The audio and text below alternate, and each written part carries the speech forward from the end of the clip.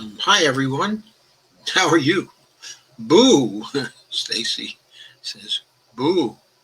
Hiya, Kay. Happy Halloween, everyone. Thank you for sharing, Dolores.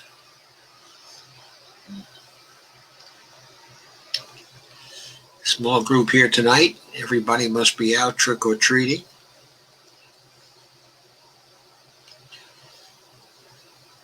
Well, of course, hopefully this will be over in a few days.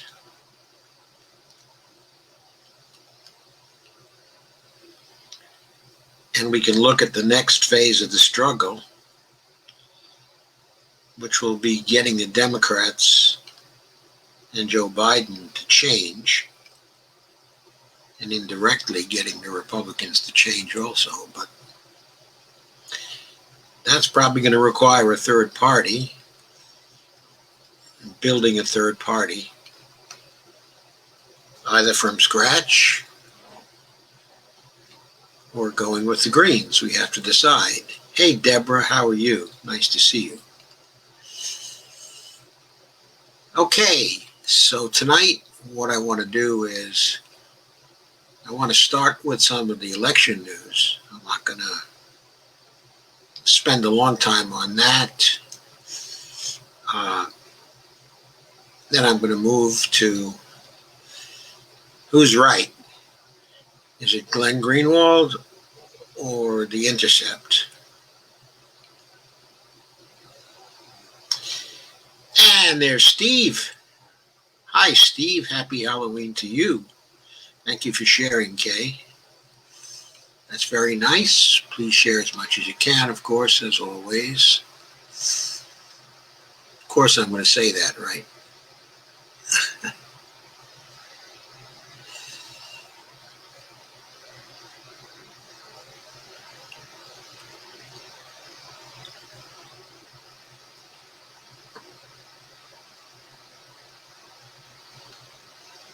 Yeah, the Movement for a People's Party is already doing the party building, but it needs a lot more people. I know it has a pretty big list now, but it still is not enough. It needs hundreds of thousands, of more people. Let's cover some late news that appeared in Common Dreams today, first of all, even though I have not linked to it yet. But it'll only take a minute or two, so. The main point of it is clear. This is a piece from Jessica Corbett on October 30th. I guess I was late in picking up the news. It wasn't that late if it was yesterday. But early votes in Texas surpassed the 2016 total.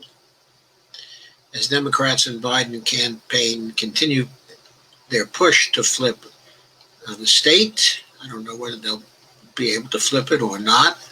I don't know whether MJ Hagar will be able to win the Senate. I don't know whether the progressives who are running in Texas will be able to win. People like by Julie Oliver, Mike Siegel, by Candace Valenzuela. And I think there's a fourth, whose name escapes me right now. But as of early Friday, more than 9 million people in Texas had voted already. According to the Associated Press, Texas Tribune, and the U.S. Elections Project at the University of Florida. That means Texas represents over 10% of the more than 86 million Americans who have voted early by mail or in person for the November 3rd presidential election.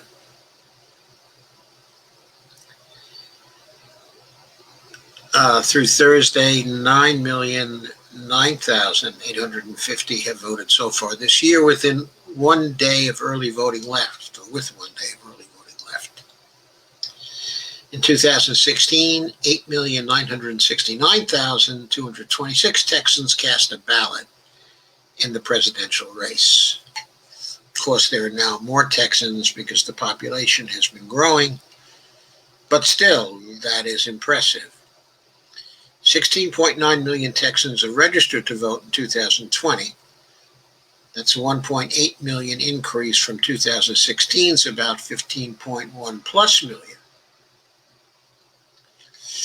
So the number of early votes so far accounts for only about 53% of the registered voters statewide, while in 2016 about 59% of registered voters cast early and election day ballots in 2016.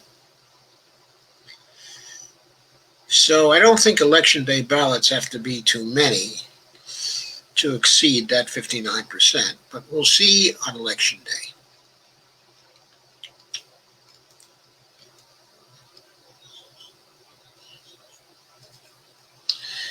So that's all I wanted to say about that.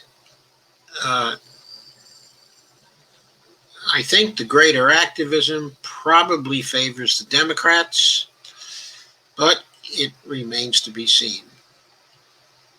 It may be a little hard to read.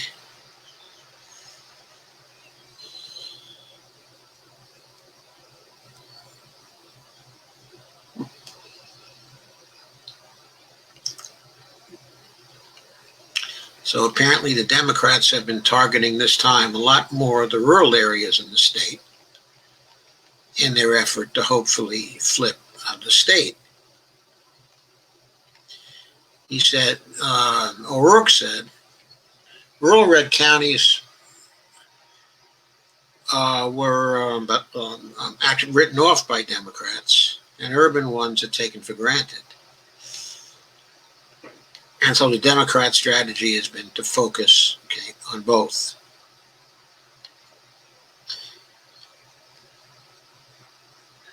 And that's about all I wanted to say about that one. Let's go quickly to the next.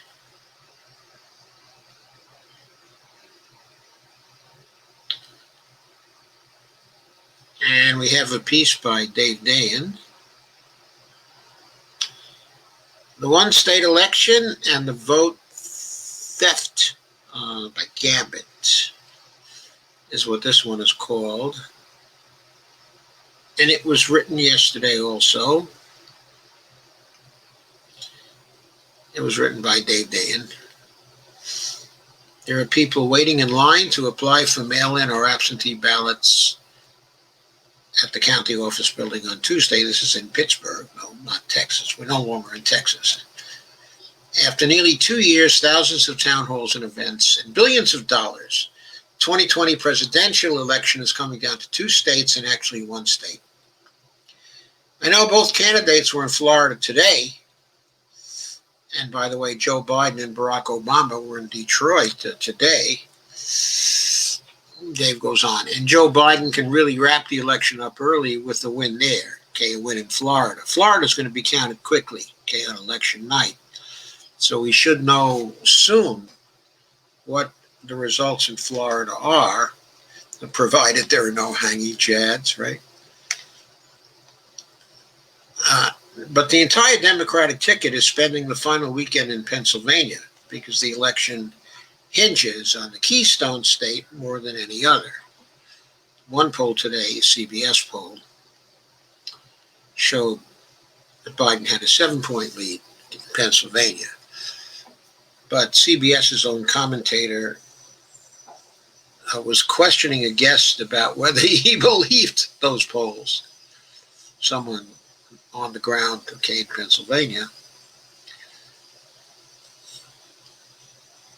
The 538 forecast puts the margin at 5 points, in Pennsylvania, which Dave says is a meaningful lead, but not an insurmountable one if the polls are off slightly.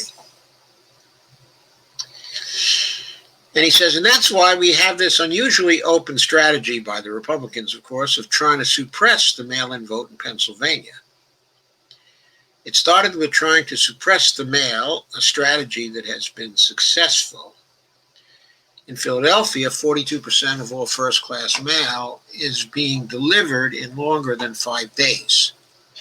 That's up from 13% in January. Amazing, right?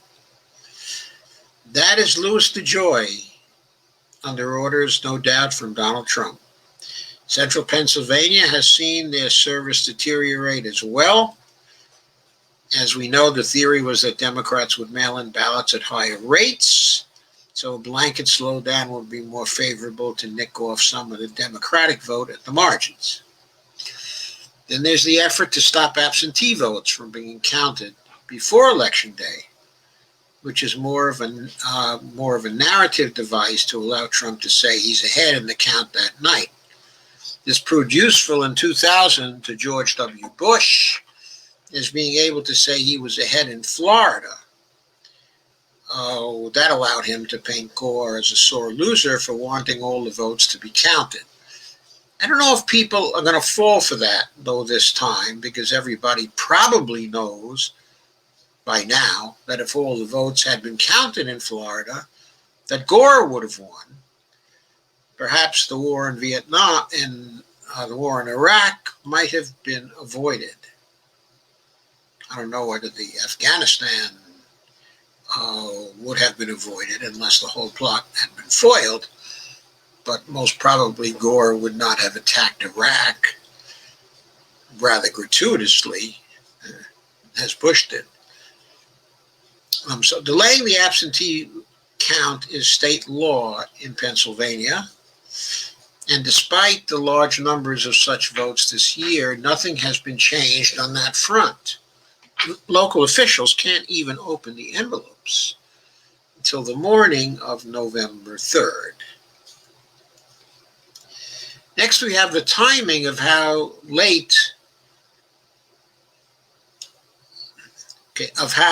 mail-in ballots that are late can be accepted as legitimate. Republicans want all ballots arriving after 8 p.m. on Election Day to not count. And Democrats want and received an extension to November 6th. In California and other states, the ballot needs only to be postmarked by Election Day to count, which should be the national standard. The Supreme Court hasn't yet moved to alter Pennsylvania's November 6th deadline, but it's almost a trap, as the court reserved the right to change the rules after the fact. I'd like to see them try that. I bet they get really big crowds outside of the Supreme Court. And I wouldn't be surprised to see people asserting their Second Amendment rights. Pennsylvania Secretary of State Kathy Boockvar told local election officials to segregate ballots that arrive after 8 p.m. Election Day, anticipating Supreme Court Calvin Ball. In order to intervene, the court is pushing a radical reinterpretation of judicial review, substituting themselves as the authority over elections run by states. They're using only one word in the Constitution, quote, by legislatures, unquote, to effectively invalidate judicial review at the state level and then arrogate it to themselves in the name of enabling the legislature's will. It's completely rotten, says Dave. I think you'll all agree with that. It's completely rotten, completely unfair, completely Calvin Ball. Finally, there's the garden variety voter intimidation, filming voters at drop boxes and early voting sites. This was expected after Republicans got the go-ahead to send people who are monitors to the polls via a different court ruling. The story of Trump lawyers mining Instagram for photos of voting and using them in lawsuits is particularly outrageous. There are other tactics as well, like, quote, the naked ballot, unquote, issue. Absentee ballots in Pennsylvania have to be sheathed in one envelope and then mailed in another to count. And signature matching. You know that Republicans are trying to steal the election because their politicians are starting to talk about how Democrats are trying to steal the election. As ever, Trump has said the quiet parts loud, and this could be part of his downfall. One thing this very open display of suppression has done is to make everyone very knowledgeable about voting operations in their particular states. In Pennsylvania, that translates into getting ballots in early and following the various other steps. To the extent there are late arriving ballots, they could be more Republican than expected. And turnout is likely to be much stronger than if one party wasn't signaling the removal of fundamental rights. You can see the effort to chip away at the Democratic advantage at the margins and then call victory in an attempt to shut down more counting. But you can also see how it might backfire. That, of course, doesn't make voter suppression a trifle. Every other November, we hear Democratic politicians say they have to change laws for the next election to prevent long lines and threats to the franchise. This time, there does need to be follow-through by the Democrats. Will there be follow-through? Who knows? I certainly don't. Okay, that's all for that one. There's a little more to the article on the pandemic, but I'm not going to cover that here tonight. I'm going to move on so we have time to do the other things. So let me share the screen again for the next one.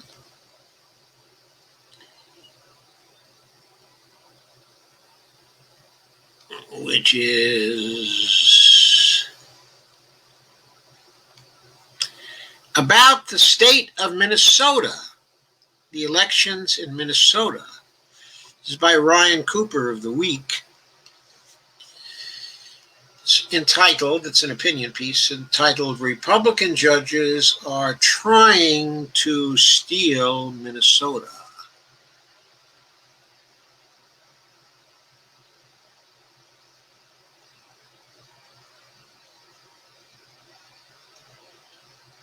Yes, they are. I thought I had gotten this one before, but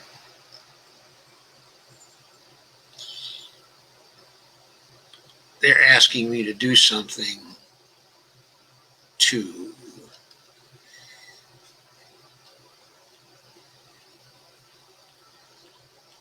so they want me to register. Okay.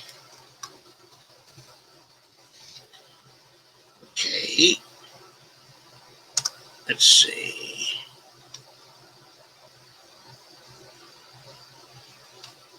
Create a password. I'm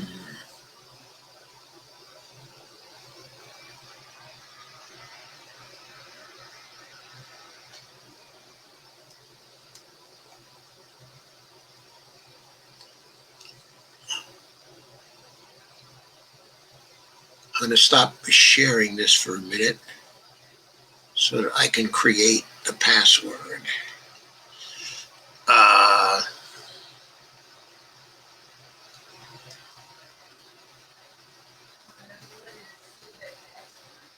I'm not sharing it any longer.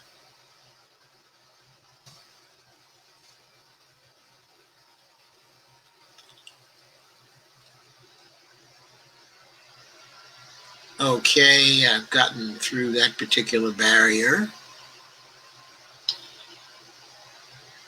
So now I will share the article once again so you can see it. Sorry about that. When I read it earlier today, I was not bothered by that. And I don't know why they counted it as reading when I hadn't really done anything to it, but they did. So there we go. The Republican Party is plotting in plain sight to steal the election. The plan goes like this, says Ryan Cooper. Democrats are disproportionately voting by mail, or early, while most Republicans are planning to vote in person on Election Day. Therefore, Republican operatives trying to get as many mail-in ballots thrown out as possible, then will try to stop the count as soon as possible after Election Day in order to exclude any late arriving ballots. The whole scheme relies on the right-wing judges that President Trump and Mitch McConnell have installed throughout the court system to issue orders and rubber stamp their actions. On Thursday, a 2-1 conservative majority on the Eighth Circuit Court of Appeals advanced a brazen new argument that both boosts Trump's chances in Minnesota by changing the election rules at the last minute and usurps state control over their election system. The ruling instructed the state to segregate all mail-in ballots received after 8 p.m. on Election Day so they can be legally challenged and likely thrown out. The reasoning is completely preposterous. The previous timetable, allowing ballots to be counted so long as they were postmarked by Election Day and received by November 10th, comes from a consent decree approved by the state courts in a previous case. The court majority now claims they're really preserving the power of the legislature, but in fact, state law in Minnesota explicitly makes allowances for the state government to follow such an agreement. Indeed, as part of the consent decree, the Trump campaign agreed in writing not to levy further challenges to the state's election. The majority didn't even bother to mention that. So this looks like something, for the record, I think this looks like something with which, on appeal, that this decision is going to be reversed. I don't even think the Supreme Court would go along with this particular decision because the Trump campaign agreed in writing not to allow such a challenge, so they shouldn't even have standing to contest this. But apart from that, the ruling boldly violates the long-standing, quote, Purcell principle, unquote, says Ryan, which holds that courts should not change election rules on the eve of an election for obvious reasons. Now, all the instructions carefully mailed out with nearly 2 million Minnesota ballots are wrong.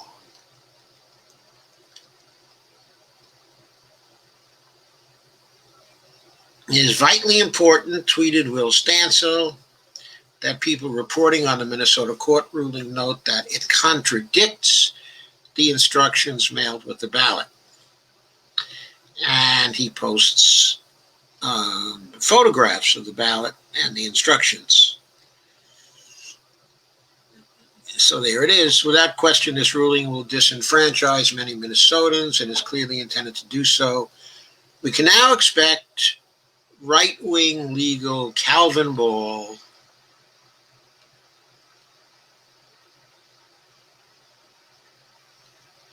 across the land with no principle aside from, quote, it's legal if it benefits conservatives, unquote. There can be no doubt if the tables were turned and it were Republican ballots coming by mail, the exact same partisan judges would cook up pretexts to extend the deadline as long as possible. Should you live in Minnesota, says Ryan, I suggest returning your ballot yourself or voting in person. So just some things for you to think about as we approach Election Day and as we get ready to take action after Election Day if it becomes necessary. So,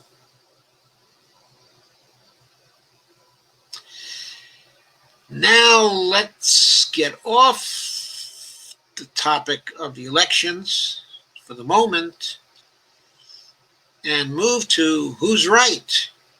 Is it Glenn Greenwald or is it the Intercept?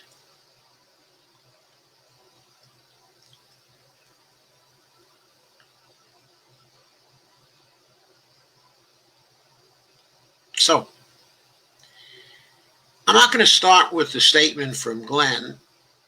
I'm going to start with the statement from Betsy Reed, the editor at The Intercept, the editor-in-chief, of The Intercept. And her statement about Glenn's claims as he resigned and in various pieces he posted at Substack. We'll get to the resignation letter that he wrote and that is posted at Substack in just a moment. But first, I want to go to Betsy Reed's piece. okay, which she posted after Glenn started posting. And she announced Glenn Greenwald resigns from The Intercept. Greenwald's decision stems from a fundamental disagreement over the role of editors and the nature of censorship. I don't think that I agree with that. Exactly. We will see. Glenn Greenwald's decision to resign from The Intercept stems from a fundamental agreement over the role of editors in the production of journalism and the nature of censorship. Glenn demands the absolute right to determine what he will publish.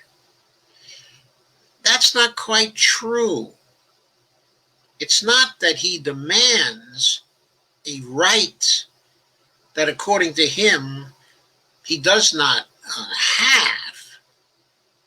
What he's demanding is that the editors at The Intercept, that they acknowledge an absolute right that he has to determine what he will publish in The Intercept, and failing that, what he will publish in other places.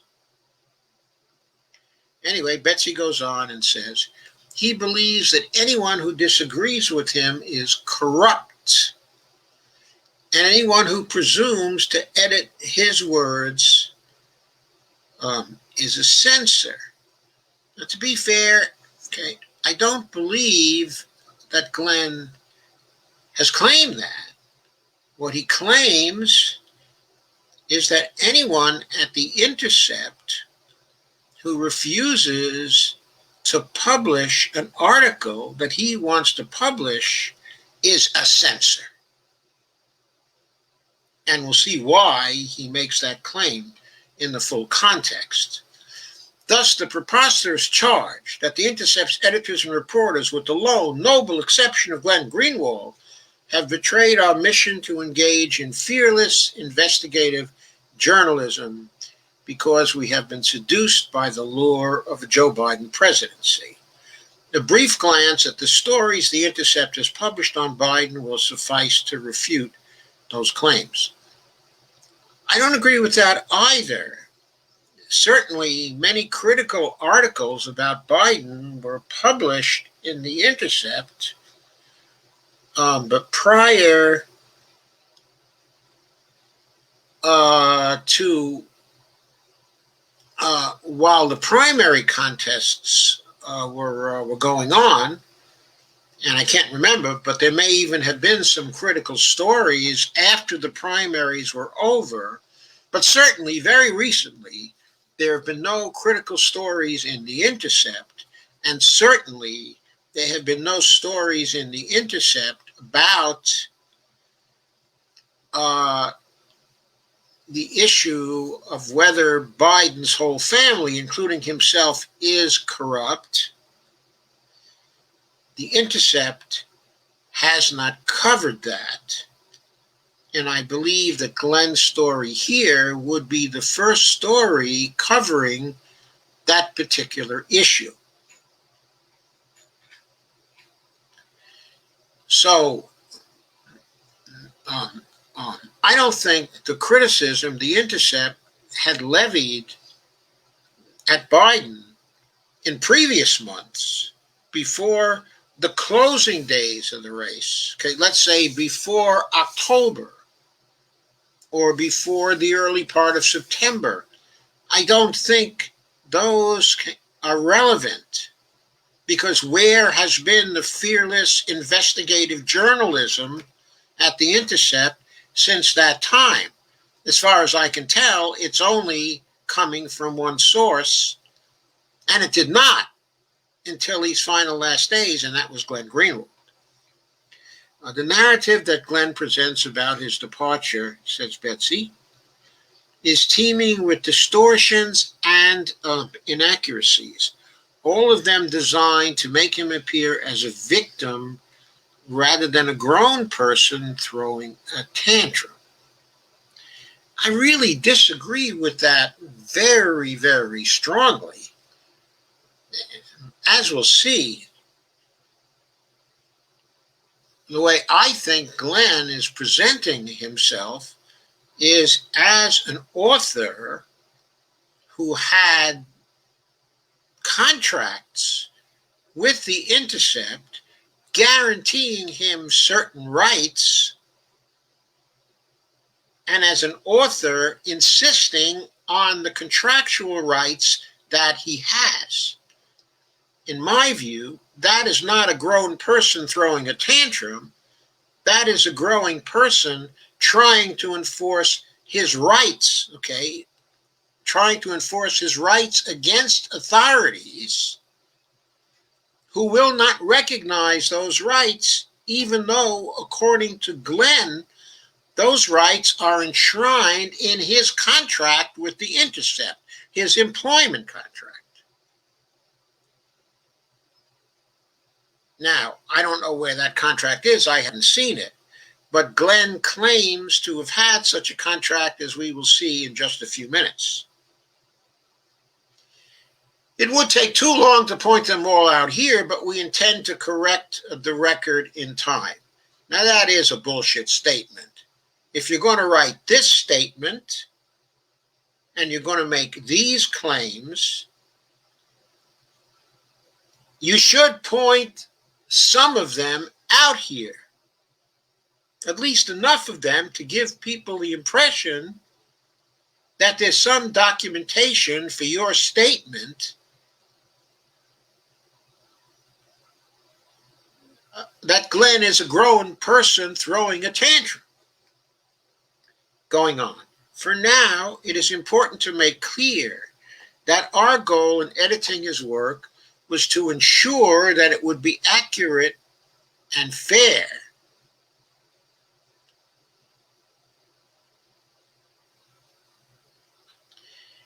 Well,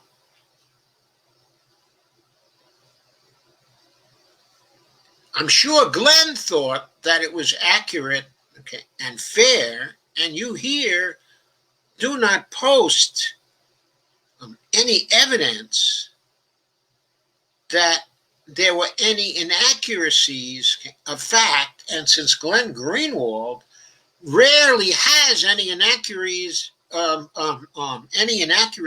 of fact in his previous publications, it is highly doubtful that this claim that he needed to be more accurate, it's highly doubtful that this implied claim would be true. As far as fairness is concerned, while I'm sure Glenn thought he was being fair, and you have a different opinion about that, the question is whether the role of editing is to replace your idea of what is fair with his idea of what, okay, is fair. Now, that can vary from publication to publication and can vary with the contract that the publication has with the authors.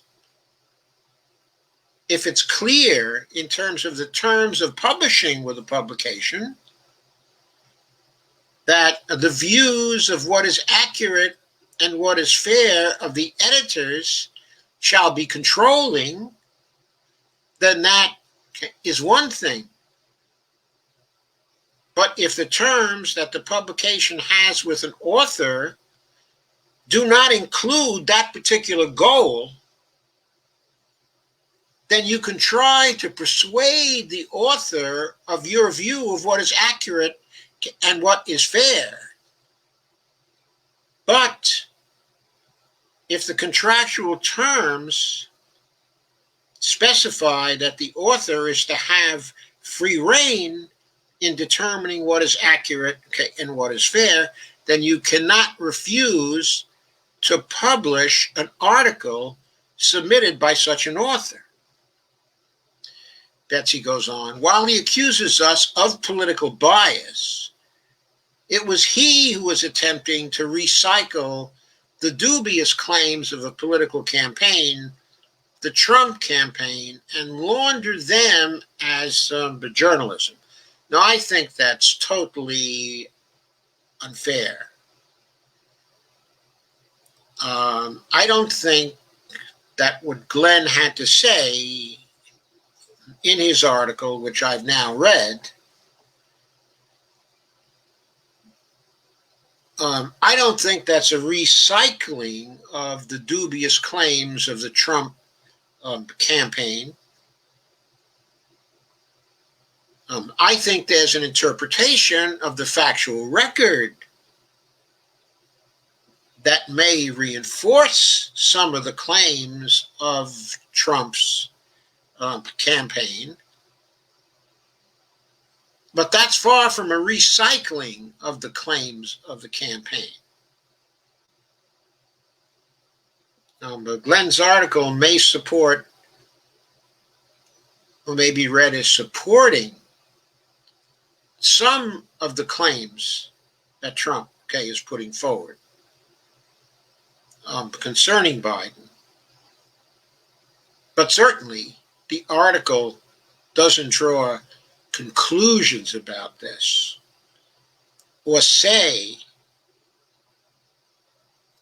that there's a connection to Biden that has been proven. I mean, Trump is claiming on the record that the Biden family is crooked. I've seen it, claim after claim after claim. That claim is not being made and was not made by Glenn Greenwald in his article. We have the greatest respect, says Betsy, for the journalist Glenn Greenwald used to be, and we remain proud of much of the work we did with him over the past 6 years. It is Glenn who has strayed from his original journalistic roots, not the Intercept. Now, I certainly disagree with that as well. I don't think that Glenn has strayed from his original journalistic roots. But we'll get into why when we get into Glenn's particular statement. The defining feature of the Intercept's works in recent years has been the investigative journalism that came out of painstaking work by our staffers in Washington, D.C., New York, and across the rest of the country. It is the staff of the Intercept that has been carrying out our investigative mission, which is a mission that has involved a collaborative editing process. Look, folks, there's a collaborative editing process where the editor is on an equal level to the author. And there's a collaborative editing process where the editors make the final decision and have a hierarchical position relative to the publishing decision.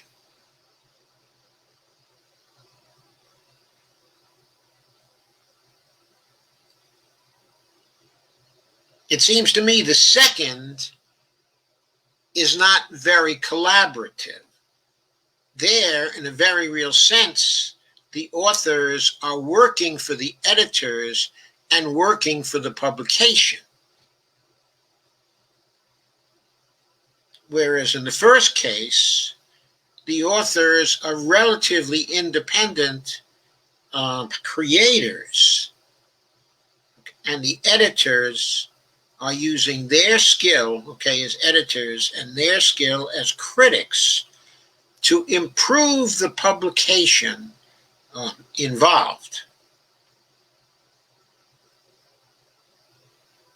Now, it is true that in most modern publications, the relationship is hierarchical rather than collaborative, in the sense that it's the editor that in the final analysis makes the decision as to whether a piece is going to be published or not.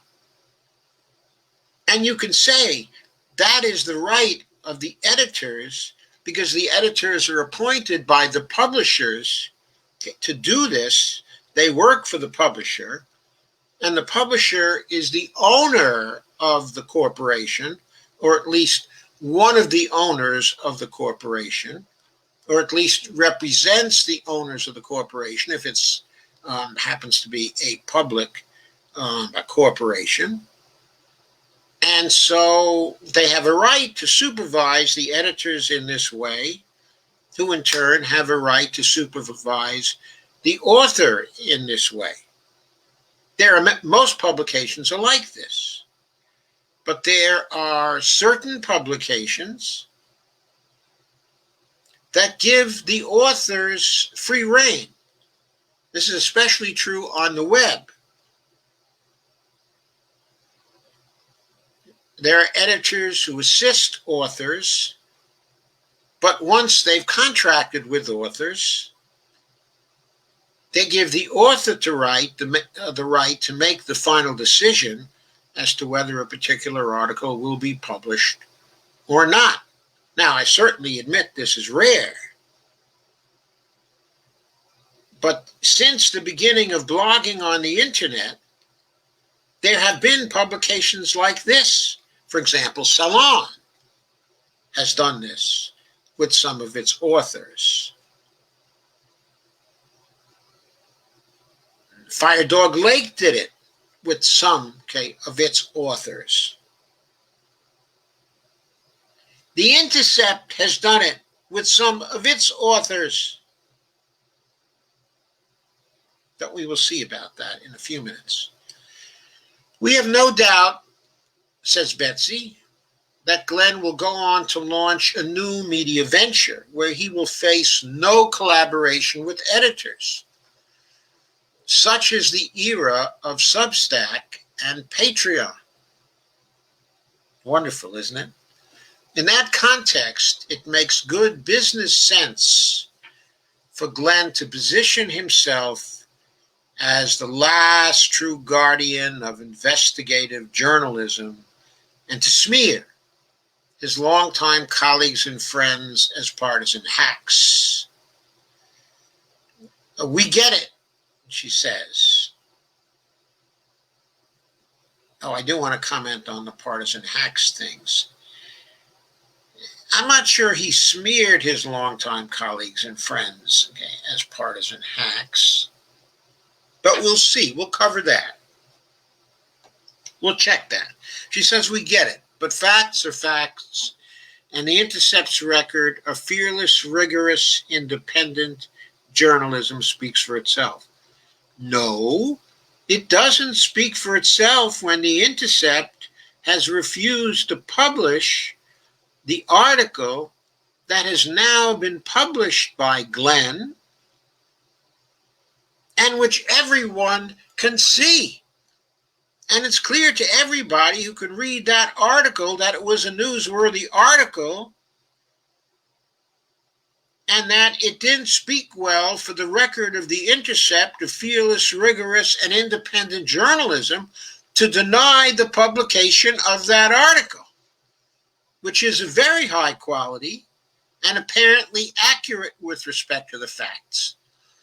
But let's stop sharing this and let's go on to the letter, of resignation, which was actually written before this reply by Betsy Reed. And I will share this now.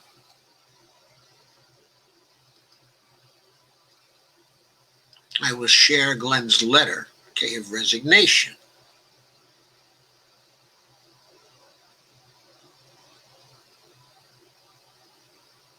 And give me a moment to scroll and find it. Here we go.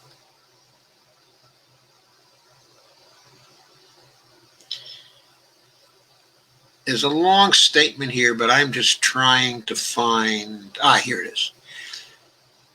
There's a very long statement here, by Glenn, and we may go into some of this, but what I wanted particularly to focus on was the letter of resignation itself, and not go into Glenn's statement of the context, of what happened, necessarily. I will go into this if we need to, but let's just focus on the actual letter itself. The resignation date was October 29th, on Thursday. And it's addressed to Michael Bloom of First Look Media, the parent company of The Intercept, and to Betsy Reed at theintercept.com. So Betsy Reed is copied on this, but it's addressed to Michael.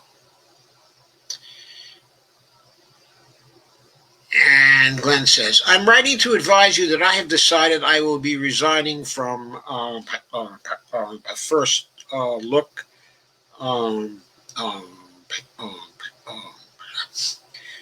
from First Look Media and The Intercept.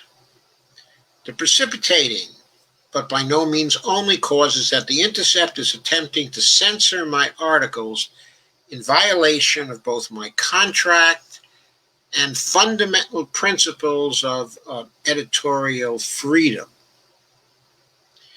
Well, here I am more concerned with his legal contract and what it happened to guarantee. But going on, the latest and perhaps most egregious example is an opinion column I wrote this week, which 5 days before the presidential election is critical of Joe Biden, the candidate who happens to be vigorously supported by all of the Intercept editors in New York who are imposing the censorship and refusing to publish the article unless I agree to remove all the sections critical of the candidate they want to win, who of course is Joe Biden.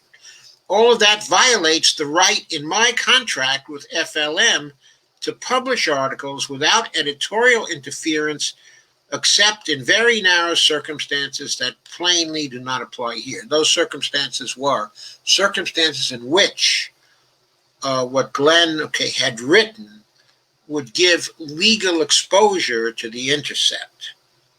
Now, it's plain that what he writes here was very unlikely to give, what he wrote, in the article, was very unlikely to give any legal exposure to The Intercept.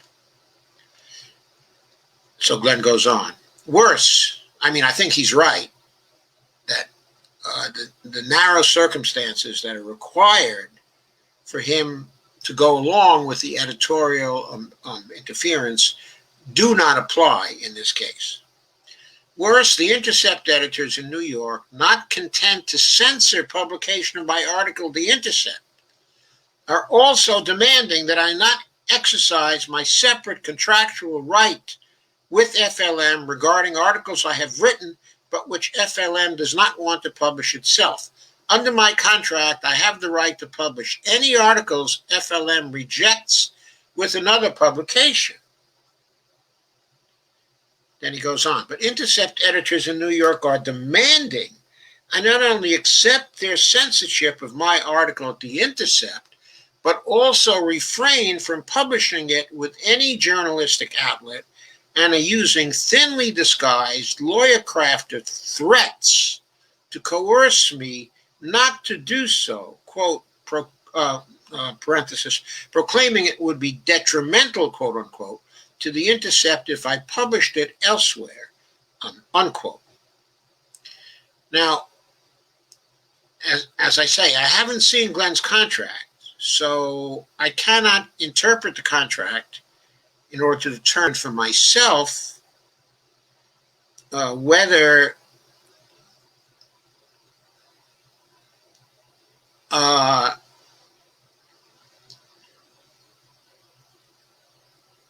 what they wanted to do violates the right in my contract with FLM to publish articles without editorial interference.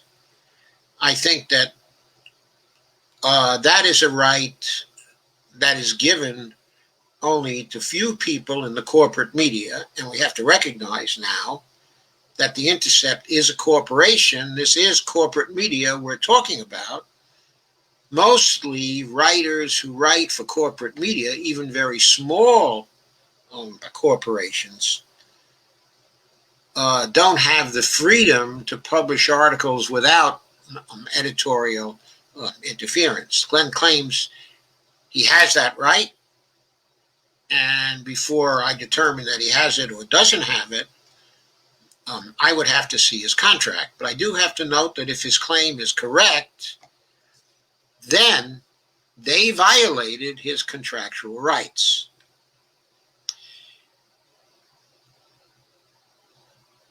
He then goes on to say later, he says, under my contract, I have the right to publish any articles FLM rejects with another publication.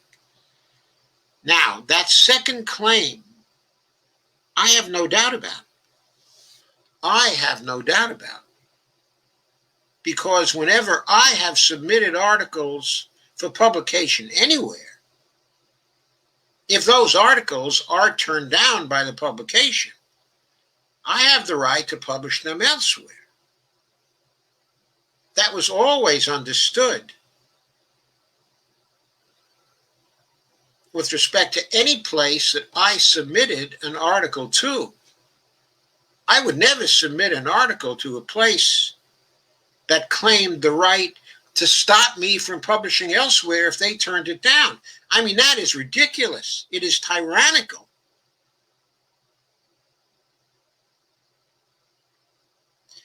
But Intercept editors in New York are demanding I not only accept their censorship of my article, but also refrain from publishing it with any other journalistic outlet.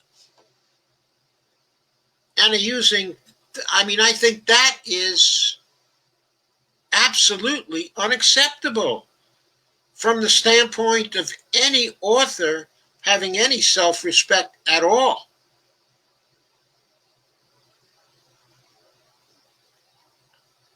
I've been extremely disenchanted and saddened by the editorial direction of The Intercept, says Glenn. Under its leadership in New York for quite some time, the publication we founded without those editors back in 2014 now bears absolutely no resemblance to what we set out to build, not in content, structure, editorial mission, or purpose.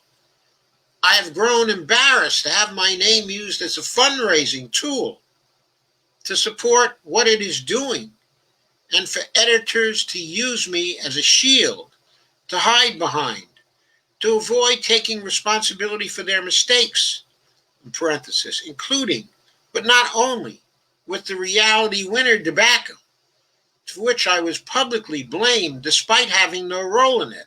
What happened there was that the identity of this person, Reality Winner, was compromised by The Intercept. And so she now faces charges because of the carelessness, of The Intercept. What Glenn is saying here is, for which I was publicly blamed, despite having no role in it. So he's saying, I didn't have anything to do with that.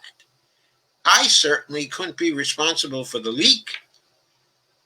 Then he goes on, while the editors who actually were responsible for those mistakes stood by silently, allowing me to be blamed for their errors and then covering up any public accounting of what happened, knowing that such transparency would expose their own culpability. But all this time, as things worsened, I reasoned that as long as The Intercept remained a place where my own right of journalistic independence was not being infringed, I could live with all of its other flaws. And I might add, especially since The Intercept was paying him so well and was paying for his legal fees to defend him against the Bolsonaro government in Brazil, and was paying his expenses and all this. They were giving him a lot. So he was willing to live with various things that he did not like in return for his journalistic independence, which he's telling us here he negotiated at the time of the founding of The Intercept. Things were in his contract that allowed him to have that independence as a permanent right. He says, but now, not even that particular minimal, but foundational right is being honored for my own journalism, suppressed by an increasingly authoritarian, fear-driven, repressive editorial team in New York bent on imposing their own ideological and partisan preferences on all writers while ensuring that nothing is published at the Intercept that contradicts their own narrow, homogeneous, ideological, and partisan views. Exactly what the Intercept, more than any other goal, was created to prevent. And of course, he knows that because he and Jeremy Scahill, okay, and Laura Poitras founded the Intercept with that goal in mind. And he says, I have asked my lawyer to get in touch with FLM to discuss how best to terminate my contract. Thank you. And of course, Glenn has since gone on to Substack and began to blog there and published his article there and is now hoping that he can get enough financial support on Substack that he will be able to economically support himself and his family. Even though I doubt that for some time he'll be able to make enough on Substack to but to compensate for what he's losing by resigning from the Intercept. So,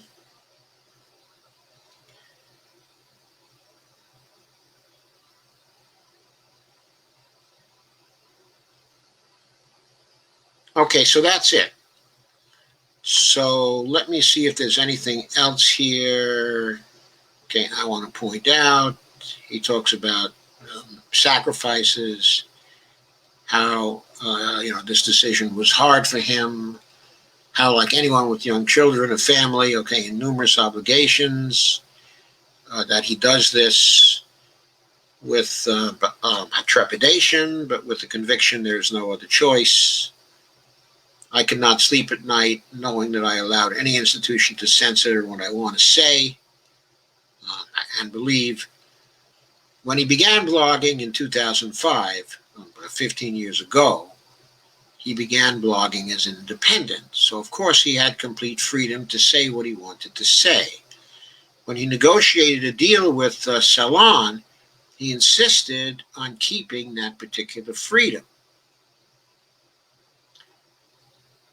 And I think in his arrangements that he had with The Guardian, he also had that kind of freedom. He goes through his career alone, and then with Salon, who offered him a job as a columnist in 2007. And then when The Guardian did the same in 2012, I accepted their offers on the condition that I would have the right, except in narrowly defined situations, such as articles that could create legal liability for the news outlet, to publish my articles and columns directly to the internet without censorship, advanced editorial interference, or any other intervention permitted or approval needed. Both outlets revamped their publication system to accommodate this condition, and over the years I worked with them, they always honored those commitments. He says, when I left The Guardian at the height of the Snowden reporting in 2013, in order to create a new media outlet, I did not do so, needless to say, in order to impose upon myself more constraints and restrictions on my journalistic independence. The exact opposite was true. I do have to add at this point, Glenn signed contracts with the Intercept.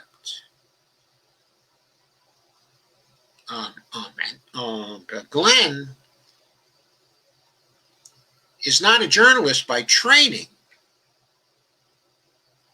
He began to write, and over the years he became a journalist. professionally, Glenn was a practicing attorney when he began to write. So he is a man who knows how to write and interpret contracts. I thought I'd add that. He said, the exact opposite was true. The intended core innovation of the Intercept, above all else, was to create a new media outlet where all talented, responsible journalists would enjoy the same right of editorial freedom I had always insisted upon for myself. I believe that statement, that that's what he wanted. I suppose the reason why I believe that is because I always wanted that for myself. And since I started writing, I've always insisted on it. There was only one time that I didn't. I submitted an article to The Progressive, which is a long-standing magazine, an ancient magazine, actually, on the left.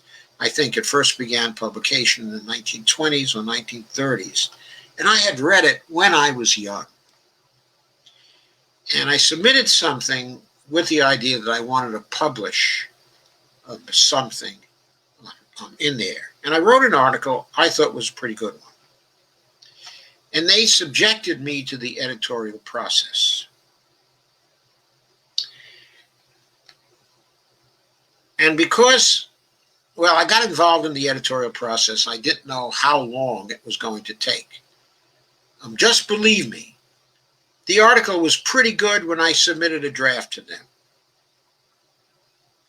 And it wasn't that long. It was 1,500 words or something like that. They were paying me on a word basis. They eventually cut the article down to 750 words. At 750 words, the article was not as good, as it originally was. They thought they were getting rid of unnecessary stuff, of course. And only incidentally, of course, were they cutting down on my fee. And it was obvious that they were interested in saving money. And I stuck with the process, because, well, I'd gotten involved in it. And, I wanted to be able to say that I published in the Progressive. Now, I've published in all kinds of places, before. I have I've written many books. And I've written hundreds of articles. They mostly, are in academic journals, except in recent years where they were in blogs, here and there, and everywhere. So, I hadn't had a situation where I was submitted to this kind of editorial process, except, in academic journals. And there, in academic journals, when they know that they're going to have to cut out lots and lots in your article in order to make it acceptable to them, they just tell you this is not acceptable. And they reject your piece. And you go on to another journal. And that's all right. Sometimes, the other journal publishes it. Once I had an experience where the American Political Science Review rejected one of my articles. And I said, fine, and I submitted the article to Philosophy of Science. And they published it. I was one of only 3 political scientists up to that time. I should say 3 political and social scientists up to that time who had been published in Philosophy of Science Journal. So I was perfectly happy to have the APSR reject my publication and cause me to submit it to Philosophy of Science Journal. I've always been very, very proud of that.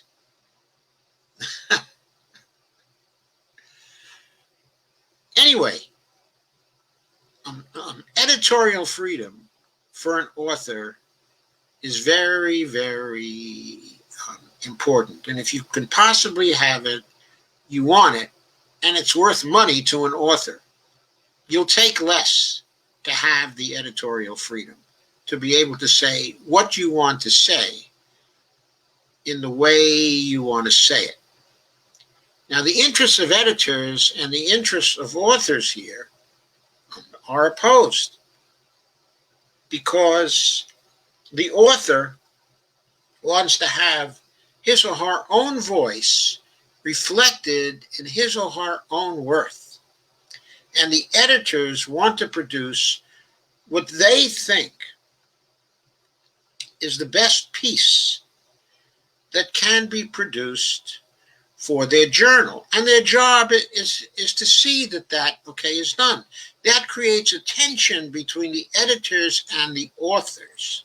Sometimes that produces better work. I'd be the first one to admit that. Sometimes a good editor can be great for the author. In the case of the Progressive magazine, I didn't think that was the case. I didn't think the editor improved my work, at all. I thought she wasted a lot of my time. So I never submitted another thing to them again. But the point being that it's in the nature of authors to think that the editors are wasting their time. Sometimes they're not. Sometimes they are. But a collaborative relationship with an editor is one where you go along with them, you accept their suggestions that seem to be well taken, you try to be as cooperative and as collaborative as you can, you try to see their point of view, but in the end, if you think they're distorting what you want to say, then you say, no, I'm not going to make that particular change. And if they try to force you to do it with the threat of no publication, then you don't like that kind of a relationship, and you don't go there again. So I perfectly understand what was motivating Glenn in this particular case. And when I say Glenn is right and they are not, for me, it has a lot to do with what his contractual rights were in this particular instance. If he had the right to editorial freedom, they had no right to refuse to publish his article, whatever they thought of it. In other words, go negotiate a different contract with him if you feel that way.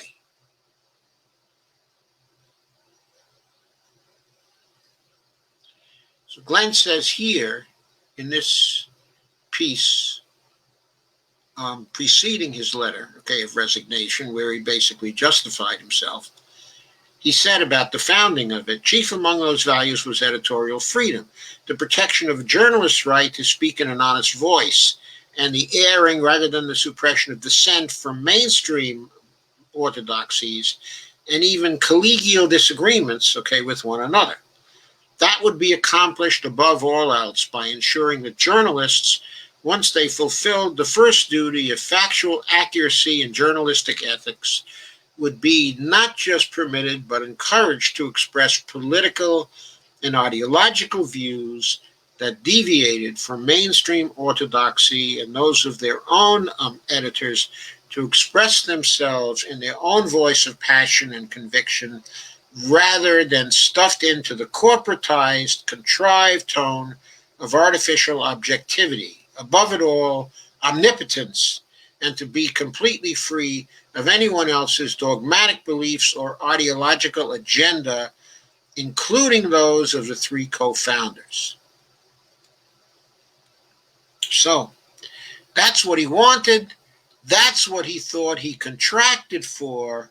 in signing on with the Intercept, it remains to be determined by the legal process whether he was right, okay, or they were right.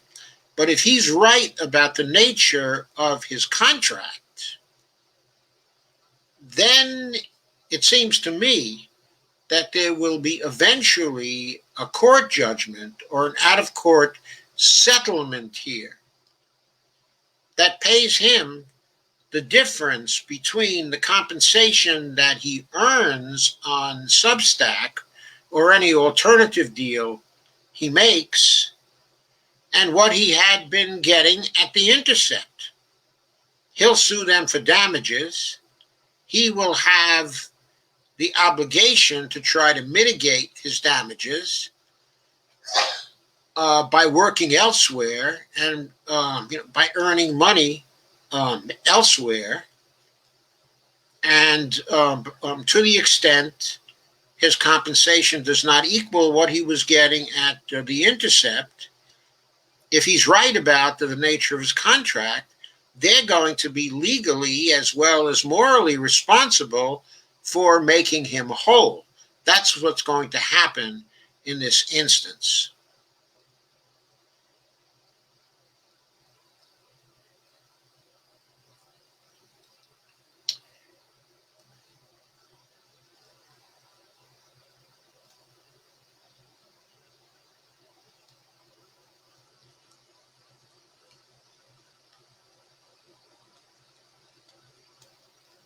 He goes on talking about the case.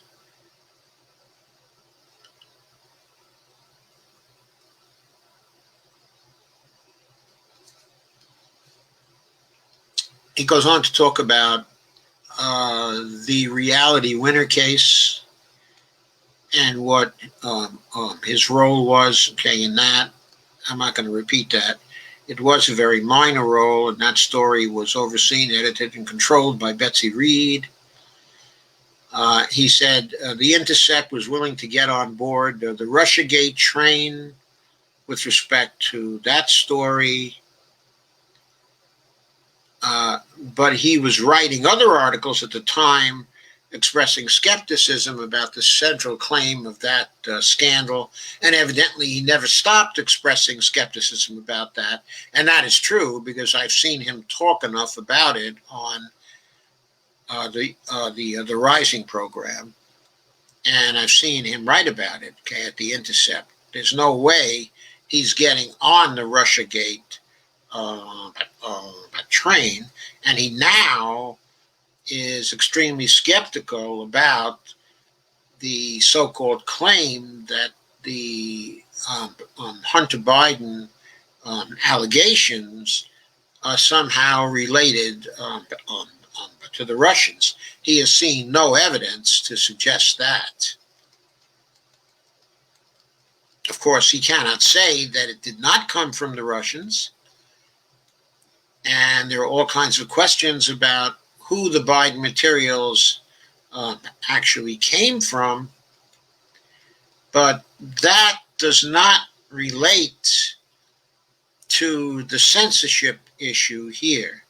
Now, I myself have avoided talking about the Hunter Biden allegations because I've been very busy talking about what I consider to be the larger threat to our nation posed by another 4 years, okay, of Donald Trump.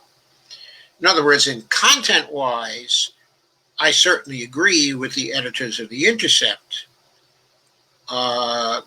Their desires for how this election ought to come out are probably very similar to mine. But I'm now getting involved in this because clearly they have censored what Glenn had to say. To me, they have clearly violated his rights if what he said about those rights is true. And I believe they have done that because I have never known Glenn Greenwald to lie in anything that he has written.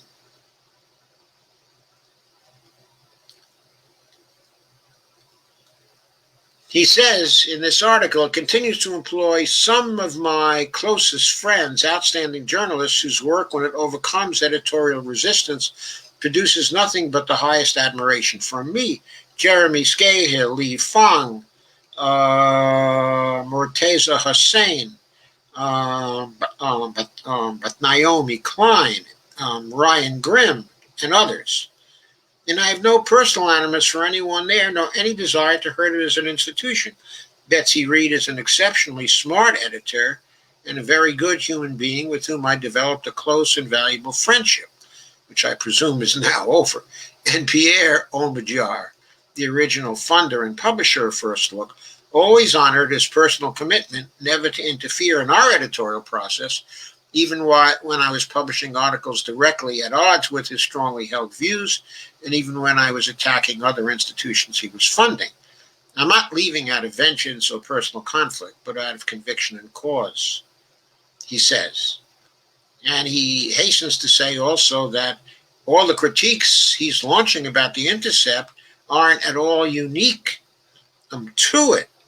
What he's talking about is what has happened in this time of corporate journalism. He's accusing the Intercept of joining the other corporations in their practices when it comes to journalists and beginning to restrict the editorial freedom of the authors that they had previously given responsibility to. And he quotes here, he's been at work for some time, exploring the possibility of creating a new media outlet. And he says he's spent a couple of months in active discussions with some of those interesting, independent, and vibrant journalists, writers, and commentators across the political spectrum about the feasibility of securing financing for a new outlet that would be designed to combat these trends. The first two paragraphs of our working document read as follows. And in the first two paragraphs, which I won't read, he talks about the culture war, forcing journalism to conform to a tribal groupthink, a type of narrative. And he says there's a need to conform to highly restrictive, artificial cultural narratives and partisan identities, creating a repressive and illiberal environment in which vast swaths of news and reporting either do not happen or are presented through the most skewed and reality detached lens. And he says that's happening with all the major media institutions. That's the dynamic. And that's a dynamic he wants to move away from again in founding a new media institution that he's looking for support for. The Intercept, he plainly feels, but let him down with respect to that. And so he resigned. And the triggering event was this instance of what I believe is clearly censorship on their part. If he is right about his contractual rights, they did not have the right to deny the publication of this article. They did it in spite of the fact that they violated his rights he had, not rights that he demands, rights that he had. They violated those rights. He's not portraying himself as a victim. He's portraying himself as someone fighting for contractual rights that he negotiated from First Look Media, and that were a condition of his working for them and creating the successful publication that he and his colleagues have created over a period of time. His departure from the Intercept, in my view, is going to grievously hurt them. and they deserve it. If they violated his rights, then I think that they deserve it. I think he is right and they, are wrong. Now, today I heard but David Doel but treat this and say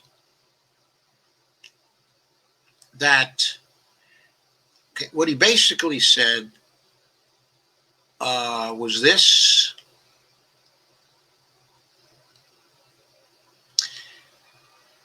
that this was a comment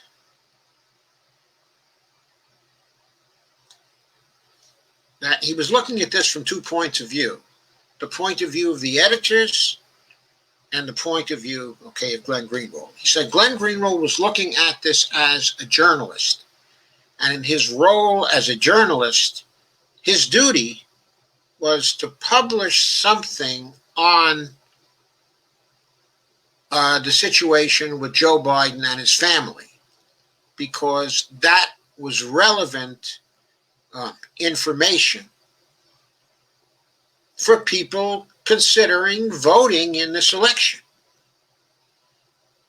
And basically, it was his role to give them the information he had, and then it was up to them to make a decision about whether they still wanted to vote for Joe Biden, or whether it changed their point of view about how they were going to vote in this particular election. In doing this, I think Glenn was respecting the freedom of voters who might read his work, respecting their autonomy. I think this was the right thing to do from that point of view as well. But David then pointed out that from the point of view of the editors, what they were doing was considering the impact on society of what they were going to publish. And they reasoned that publication of this article at this time might harm Joe Biden's chances. And since they, like myself, were very exercised about the danger of Donald Trump possibly having another 4 years in the presidency, they were concerned about the impact on society. They were concerned about the impact on the world, perhaps, but given the climate crisis. So they reasoned they had the obligation to deny him publication in the Intercept at this time. I'm sure considerations like this entered their heads. They probably thought that was their obligation. They probably thought they had the power to say no to him. And they probably thought they had an obligation to do so in this instance. While he probably thought he had an obligation to publish what he knew for the sake of the whole American press, for the sake of media and the role it should be playing in our society. It should not be acting in loco parentis for the rest of us. It should not be making judgments. He probably thought the role of the editors in this case should not be to making judgments about what it was good for us to know.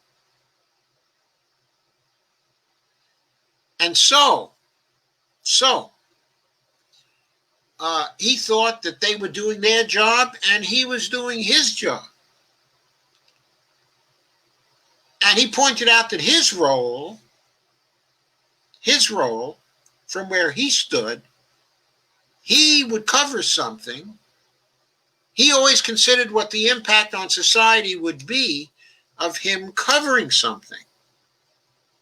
I can see that point of view. Especially for David, who's an independent journalist.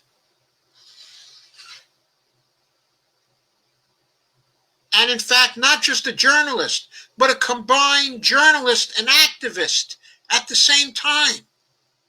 So as a journalist and an activist, he has to consider, what is my duty as an activist and what is my duty as a journalist? But I think where David went wrong is that he has to remember that these editors at the Intercept are not supposed to be activists. They're supposed to be helping the journalists to produce better content. They're not supposed to be evaluating what the likely effect on our minds is going to be if they publish something as opposed to publishing something else. We don't need them to function as parents for us, do we? Do we want that from them? I don't think we do. And by the way, are they really acting in that way for our good? Or are they acting in that way to be in line with the New York media? Or to be in line with the top dogs in their corporation?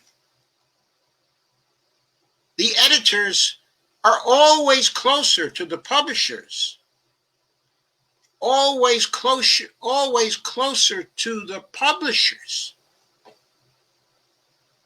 always reflect their views than they do the journalists. Of course, I know very well, to be an editor is to be in a role conflict situation. You want to be fair to the journalists. You want them to reflect their own views, but you also have a duty to protect the publication from a business point of view. So you have a role conflict. It's like the chairman of a department inside of a university. The chairman of a department is in a role conflict situation. Every chairman knows this. Every editor probably knows this also.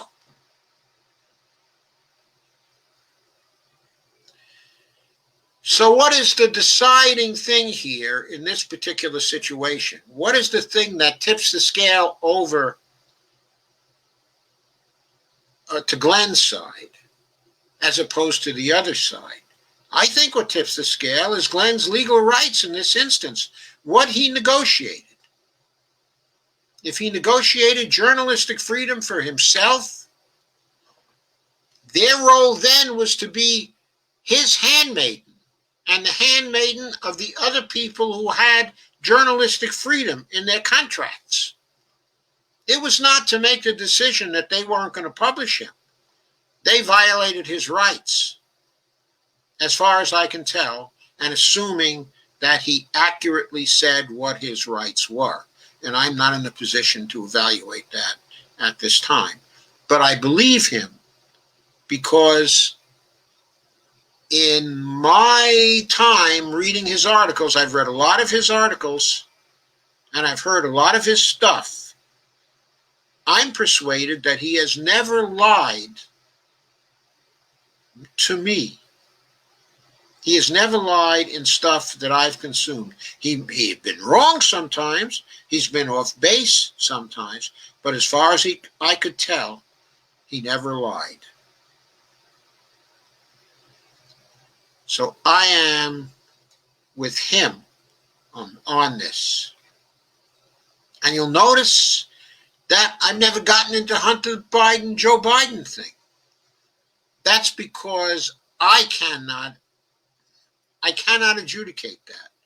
Based on Glenn's own article, I cannot tell whether Joe Biden was involved in any of this. I think there's ample evidence that Hunter Biden and Jim Biden, Joe's brother, have been trading on Joe's position for their own gain. But whether Joe Biden was involved in any of this, okay, I cannot say. I don't have credible evidence for it. I think it's worth discussing, certainly. And Glenn has discussed it in his article. And others have discussed it too. And that's fine. It's newsworthy. It's worth discussion. I have to make my own decision, okay, about whether I will cover something like that at this particular juncture. I've covered it as much as I'm going to cover it. I will have more time after the election to investigate it and go into it, a little more deeply. But for now, I'm much more concerned about what I consider to be the big issues of the election. I'm ready to go on to your comments. I'm just going to very briefly address the one by Barbara Wernick. He is a truth teller. He was, come on, quote, the big man. Are we stupid? No, we're not stupid. But consider the following possibility. Consider the possibility that in the various emails that were going back and forth between Hunter Biden, and other people, there was a reference to the big man and reserving stock for the big man.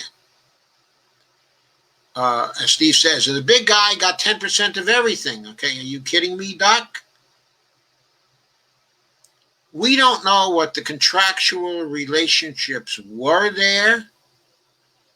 We don't know, first of all, it seems clear the big man, was Joe Biden. But maybe Joe Biden didn't know anything about it. I mean, maybe the 10% of everything that was reserved for Joe Biden, in fact, was going to go to Hunter Biden in the end anyway. How would it go to Hunter Biden? Well, look, what happens if they made a deal? Okay, and Joe Biden was the president of the United States. Okay, and Joe Biden had divested himself of everything and had put it into a blind trust and had never signed his name to anything. He would not be owning that particular 10%. Okay, so what would happen? The answer is that Hunter Biden might well have contrived a way for himself to pocket that 10%.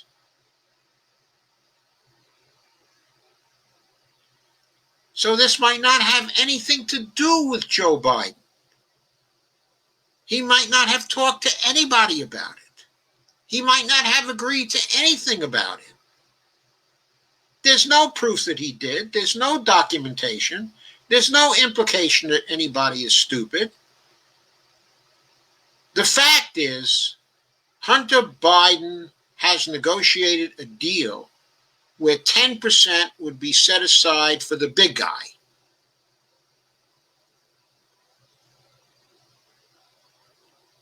We have no idea whether the big guy is Joe Biden in any real sense of the term.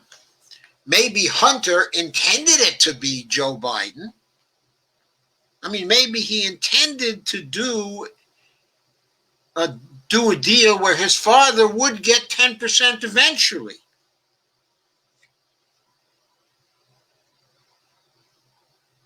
I mean, who knows what was in Hunter Biden's mind? But we don't know that any of it was in Joe Biden's mind. I don't know what's going on tonight.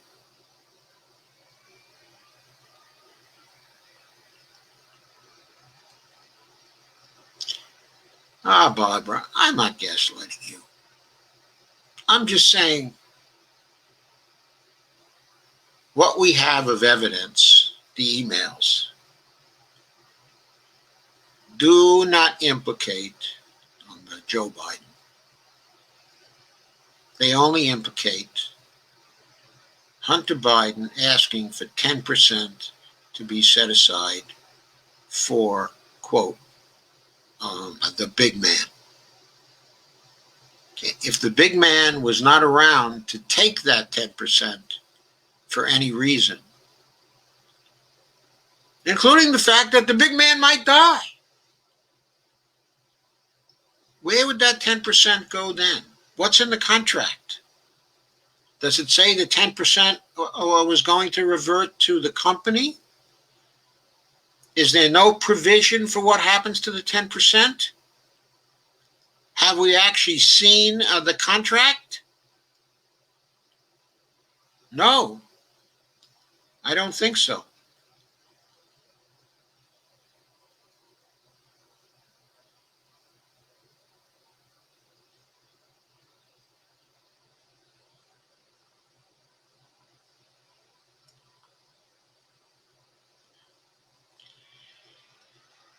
Okay, MPP is already doing the.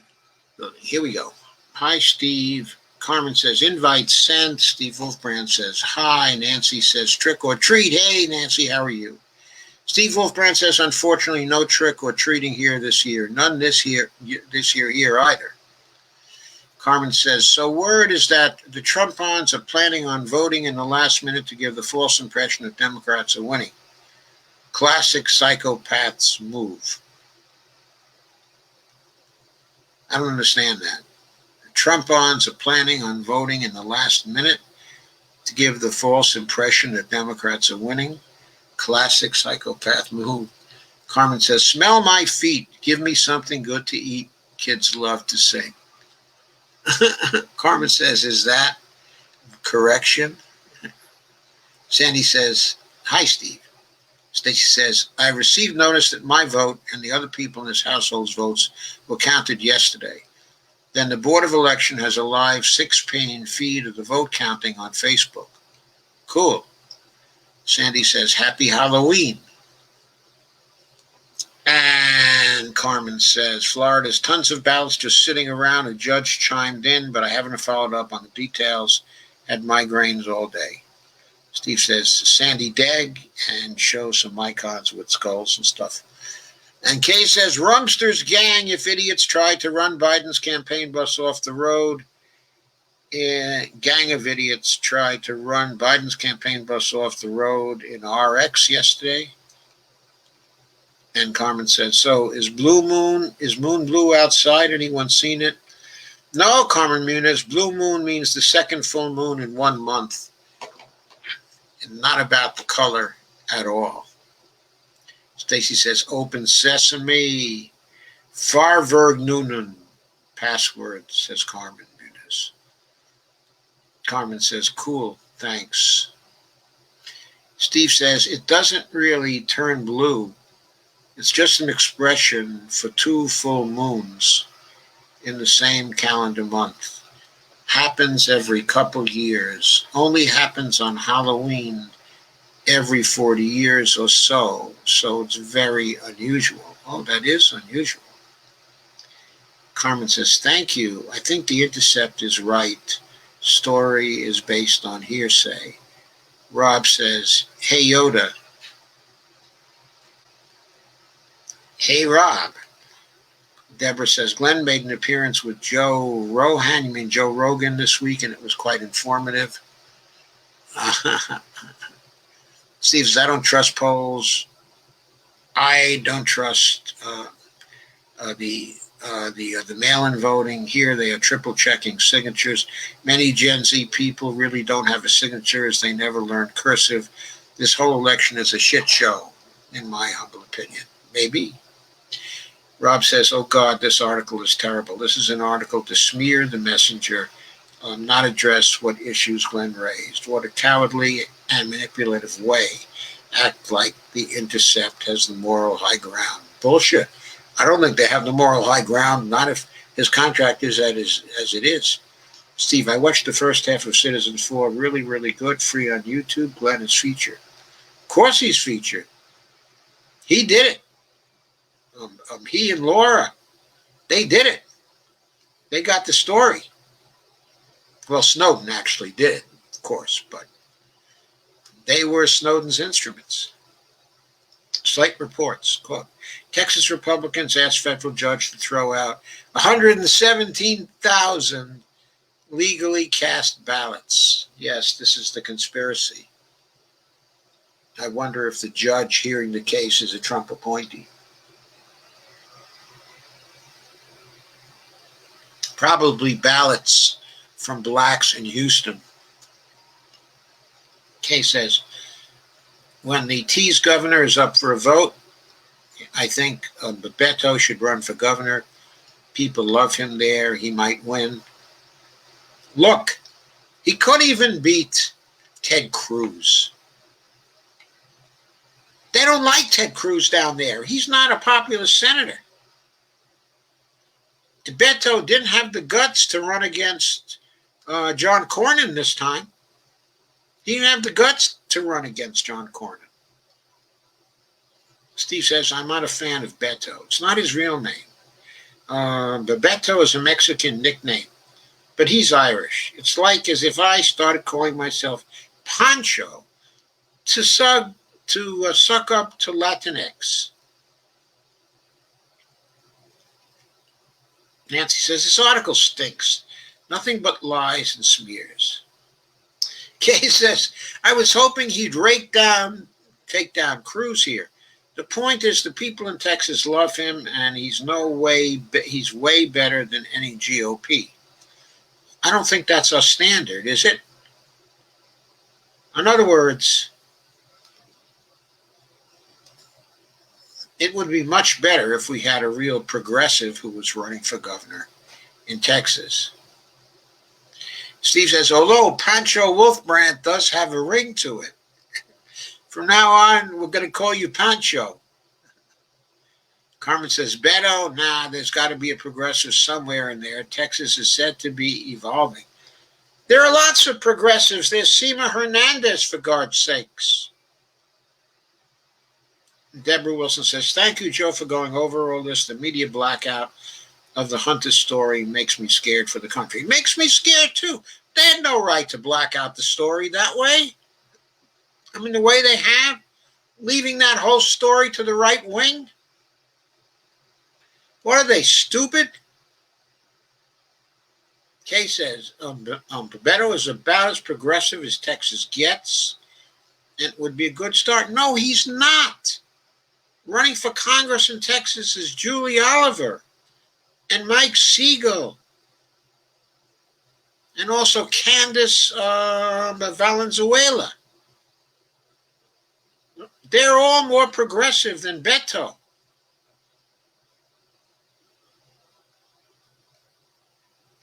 Carmen says, well, it'll give him a reason to stand on shit.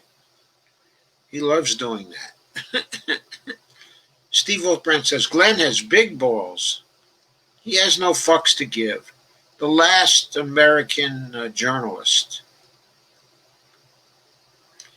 Kay says he has been all over Texas working for Biden for many weeks. Steve Wolfbrand, you're forgetting Chris Hedges, aren't you?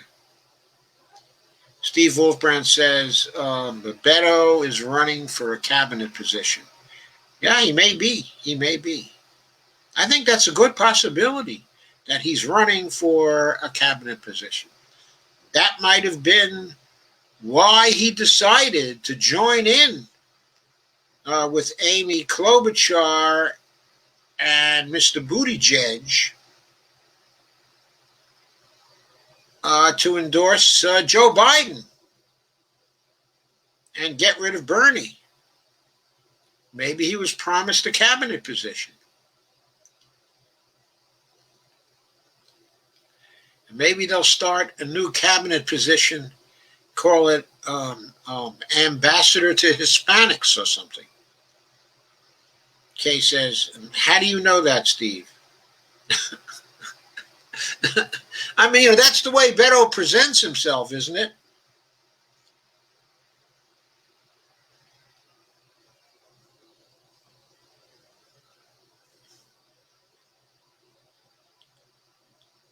Story is planted propaganda. Hunter isn't running. Yes, he probably is smoking crack, but that has nothing to do with Joe B. Well, it may be planted propaganda indeed. I doubt that it's planted by the Russians, however. They've never denied at all the validity of the emails. None of them have denied, the validity of the emails. Carmen says, everything went quiet. Oh, that's spooky. What? Hunter was kicking money back to the big guy? Joe Biden himself, corrupt AF. Well, again, Steve, there's no evidence of that. Steve Wolfbrand, all of them are. What else is new? Deborah says, clearly Carmen isn't familiar with the authenticity of the email found that implicate the squeaky clean VP. Recipients of the email say it's all legit. Oh, yes, they do. And I have no doubt that the emails do reflect what was written, in the emails. But as far as I've seen in those emails, and I did see quotes from some of that, in the articles,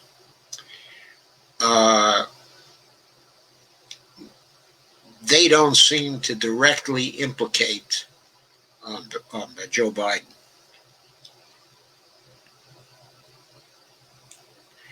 And Carmen says, that's the issue, isn't it? Quote, authenticity. Steve Wolfman says, sarcasm. Is anyone else's Dr. Joe's window frozen still? No. Crap, now it's moving, but no sound. I got to go in and out. Steve says, no, go all the way out and come back then. Barbara says, Glenn Greenwald is amazing. He will be supported. Yeah, I agree. He will be supported. I mean, he's going to be able to make a living. Whether he's going to be able to make $500,000 a year, that's another question. Carmen says, Steve Wolfbrand, yeah, thanks, it worked. Barbara says he's a lawyer, yes. Steve says you have to hard stop the phone occasionally for about 5 minutes to allow it to rest and re-up itself. It might help. Carmen says, laugh out loud, I just saw a chubby guy in an Adolf mask and a diaper on walking around with a golf club. Barbara Warnick says, a true journalist. Kay says, in my opinion, parents can't be held responsible for what grown kids do. My son was a meth head. I didn't do that to him or support it. That's why I moved from living with him. He went to rehab, supposedly, but usually they don't get off those drugs that easy. I learned that from my days working at the mental hospital through the crack, the DSYD, the crack days, I guess that was. Steve says, might have been Trump, any Secret Service with him, relating to Hunter. Kay says, yes. Steve Wolfbrand, nope, his buddy was dressed as the Grim Reaper with imitation COVID particles stuck to him with a vote Trump sign. Very political scene. Carmen says, yeah, my nephew is in heroin. Barbara says, whoa. Kay says, I worked sometimes in a rehab ward too many years ago, back in the early 70s. Heroin and alcohol were the problems. Barbara Wernick said he's right. Okay, parents aren't responsible for grown kids getting addicted to drugs. Usually the addiction isn't the issue, the corruption is. We're all victims of addiction. Addiction should be treated in a humane manner. Yes, you're right, Steve. H is still a problem. Since Blue was snatched off the streets, every opioid-addicted user went straight to H, and now it's laced with deadly fentanyl. My sister and I worry at night. And Carmen says, Blue's connection. Yes, I know that, Carmen. Heroin pushed by drug companies these days. Carmen says, worry day and night. This keyboard is sticking for some reason. Kay says, I bet you do. My son will be 50 this month, so he should have known better. Heroin, Noah, oxys were being pushed by the Sacklers, got everyone hooked. And the Sacklers practically got off the hook. What a light penalty for them. That's a scandal. Barbara says, Glenn Greenwald knows what he's fighting for. He's a truth-telling journalist. He does. He's fighting for an independent media. He's fighting for journalists not afraid to tell the truth. That's what he's fighting for. And that's what we need all to be fighting for. Yes, we need to get rid of Trump. But we can't be sacrificing basic values to get rid of Trump. Freedom for journalists is a basic value. And the corporate media should not be able to suppress them while using them to fund themselves. Barbara Wernick says, joining the corporate media, say it. Intercept has become corporate media. It has. It has. My comment screen has been frozen for a while. I have no idea what comment I made about Glenn. Sandy says, I haven't made any comments about him at all. Barbara says, I friggin' love Glenn. He set the standard. They defaulted. Glenn is kind of like Joe Rogan. He has his own huge independent following. He can tell Intercept to fuck off, and we'll follow him wherever he goes. He has that kind of juice. He does. Kay says, this election is between the more or less corrupt candidate. Shake my head. And Steve says, apparently. Sandy has no problem with Glenn. I shared his article for years when I worked for RP. I have no idea what you were talking about, Barbara. Nancy says, you are correct. Glenn Greenwald is an excellent writer. Sadly, the Intercept has become part of the corporate so-called media. Barbara Wernick said, that makes me sick. Sandy says, what are you talking about? Carmen says, it would have boiled down to more Russia-gating and inflammatory rhetoric to give Adolf a reason to discredit his presidency when he wins. Jenny says, I haven't commented on this article. Deborah says, so no one wants to hear information that might light on something and someone that's horrendous. No, we do want to hear that information. The Glenn Greenwald resignation from the Intercept, says Steve Wolfbrand. Jenny says, commented. Carmen says, I meant to discredit Biden's presidency. I'm glad they didn't publish the article right now. It would have helped fascism to succeed. I am not glad they did not publish it. I don't think we can make that particular decision for other people. The article was written in such a way that it was reasonable. It's not like the New York Post articles or the other articles that were put through a biased lens. What Glenn did was to approach this, in an honest way, and he's tried to be fair. And his perspective is worth people seeing. It is different from the New York Post's perspective, and from the other right-wing perspectives, and it is implicitly a criticism of what they had to say, actually, because it does try to be fair. Deborah Wilson says, oh my God. Kay says, well, it is what it is. Who is more corrupt, Biden or Trump? Clearly, Trump. Barbara Wernick says, fucking truth is the superior always, fucking always. Sandy says, I haven't commented on it. My comment screen has been frozen. Deborah Wilson says, thank you. They're burying it, and that is fascism. Carmen says, the truth is subjective in this case. No, the truth about what happened is not subjective in this case. Anyone's statement concerning the truth is fallible, and may be falsified,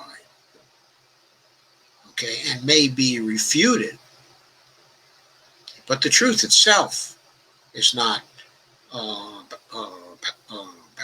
subjective. It's about the correspondence of factual statements to the truth.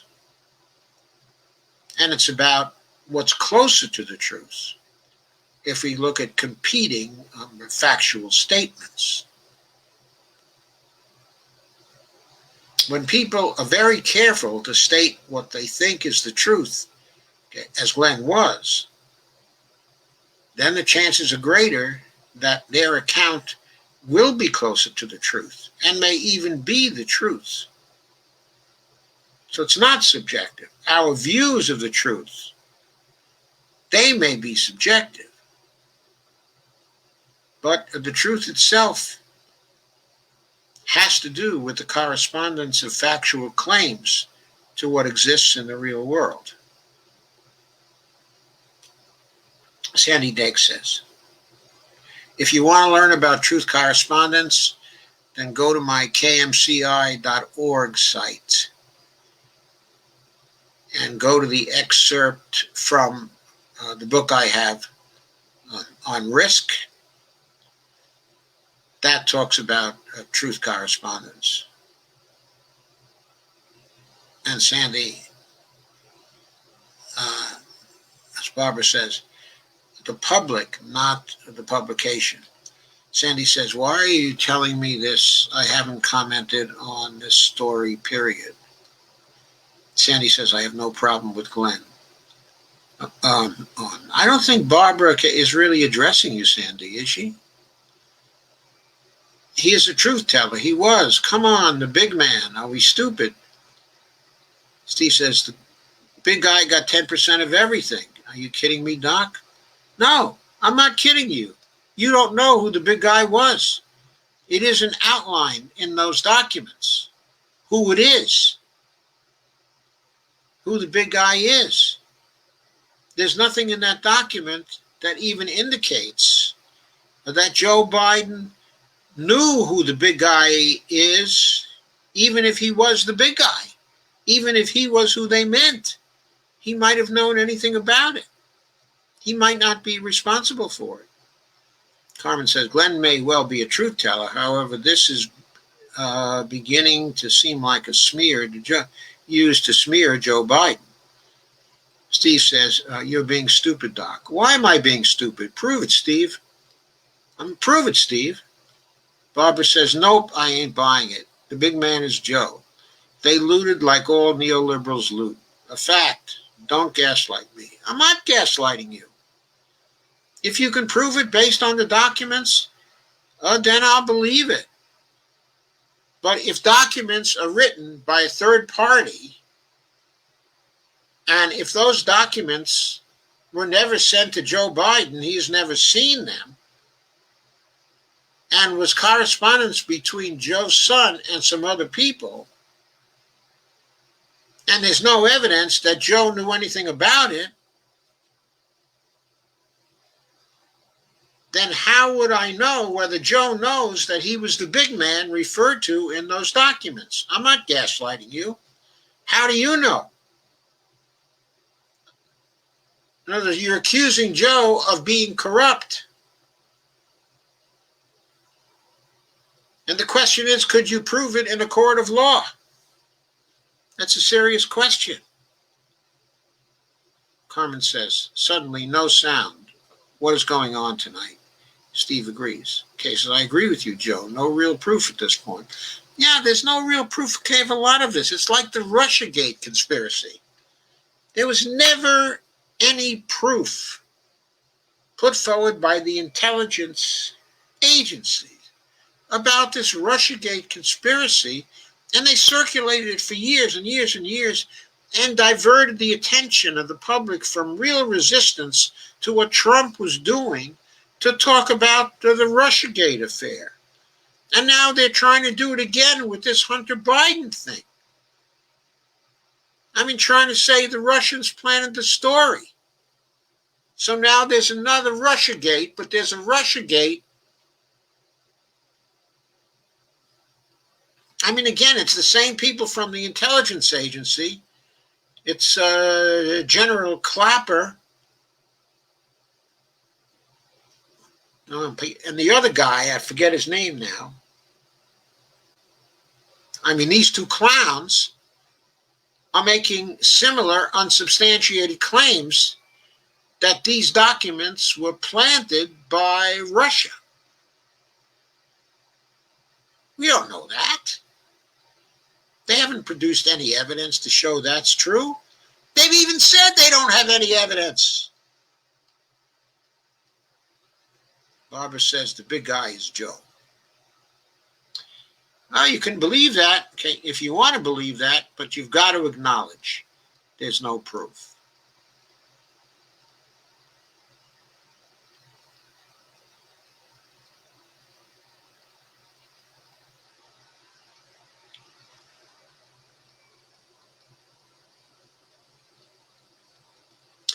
Deborah says, Hunter is the fall guy. What was he even doing in the Ukraine? which his dad was made in charge of, okay, as VP.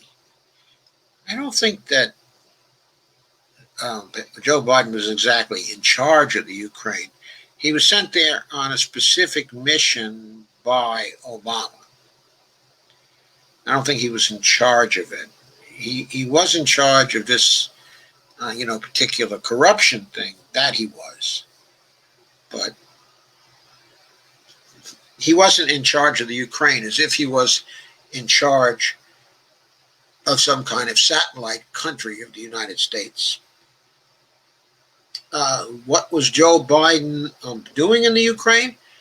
What he was doing in the Ukraine was he was trying to make money off his dad's name. That much is clear. Steve Wolfbrand said that he referred to what the Babalunsky, don't lie to use.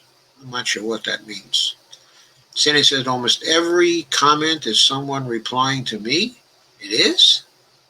I think that's probably just an artifact, okay, of Facebook, the way they were laying things out in Facebook. I'm not sure they intended to address you, Sandy. And Steve says, don't lie to us, Doc. Have I ever lied to you, Steve? Ever?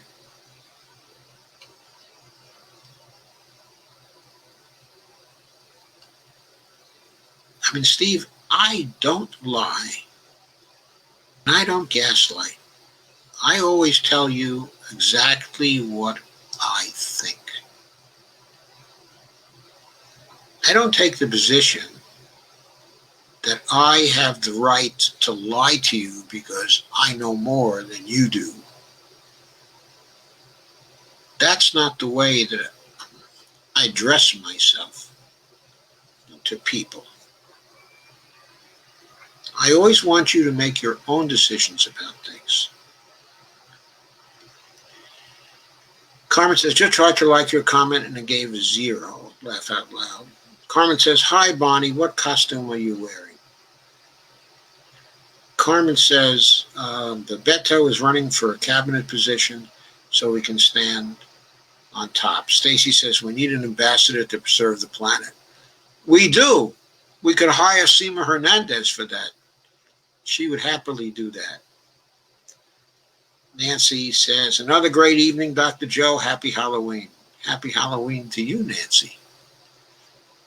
And Steve Wolfman said, Joe Rogan is the new everyman, the new Walter Cronkite, the most trusted man in America. Really? Carmen says, I'm not a fan.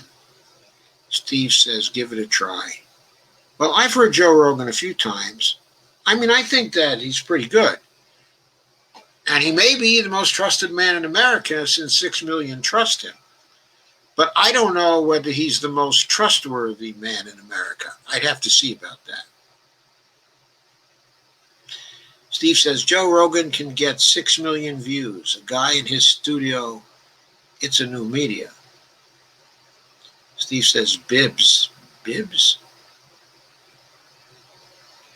Kay says he's in it for that money. Well, I'm sure that he certainly likes what he's earning. I think, are you talking about the Joe Rogan now or Bubalinsky? Yeah, Bubalinsky says the big guy is Joe. I am not in any way denying that Bubalinsky might intend the big guy to be Joe or think the big guy is Joe, or even that Hunter Biden thinks the big guy is Joe. The question is, does Joe Biden know that he is the big guy who is Joe Biden? That's the question I'm raising, and I'm raising the issue of documentary evidence about that. Barbara said, there is never proof. Doesn't mean you should act stupid. Well,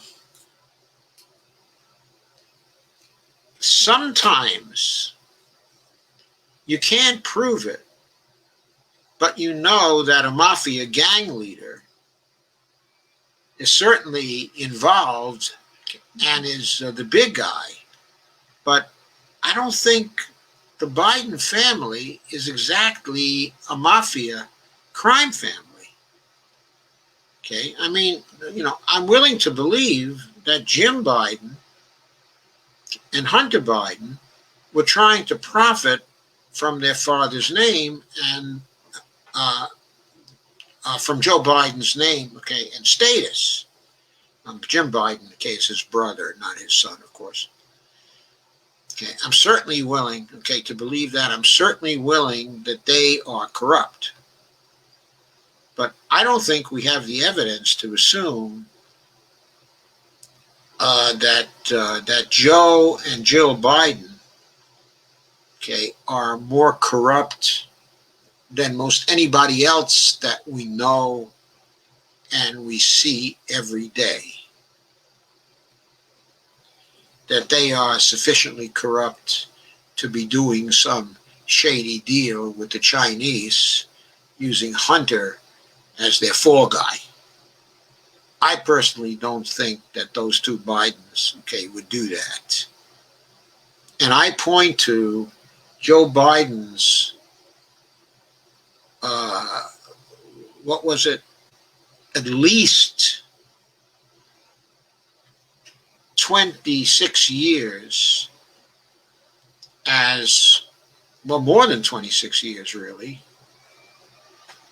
until roughly he came out of the Senate. He was the poorest man in the United States Senate until Bernie Sanders got into the Senate in 2007. Joe Biden was the poorest man in the Senate, bar none, for all of that time. That doesn't suggest to me a person who was personally corrupt. He might have been willing to do the donor's bidding, but he did not convert it into an income source for himself, personal income source for himself. He had that house, okay, in Delaware, and he had a few other assets all those years, and that's it. That's all he had. His tax returns are there for everybody to see. He's not a Nancy Pelosi. If you want to see something a lot more corrupt, then ask yourself how Nancy Pelosi got to be worth more than $100 million when she was in Congress for all of those years. Compare her to Joe Biden, and you'll see the difference. Carmen says, Steve is starting to troll because he doesn't like when anyone challenges his cognitive dissonance about his conspiracy-leaning psychosis. Prove me wrong. I'm not a doctor.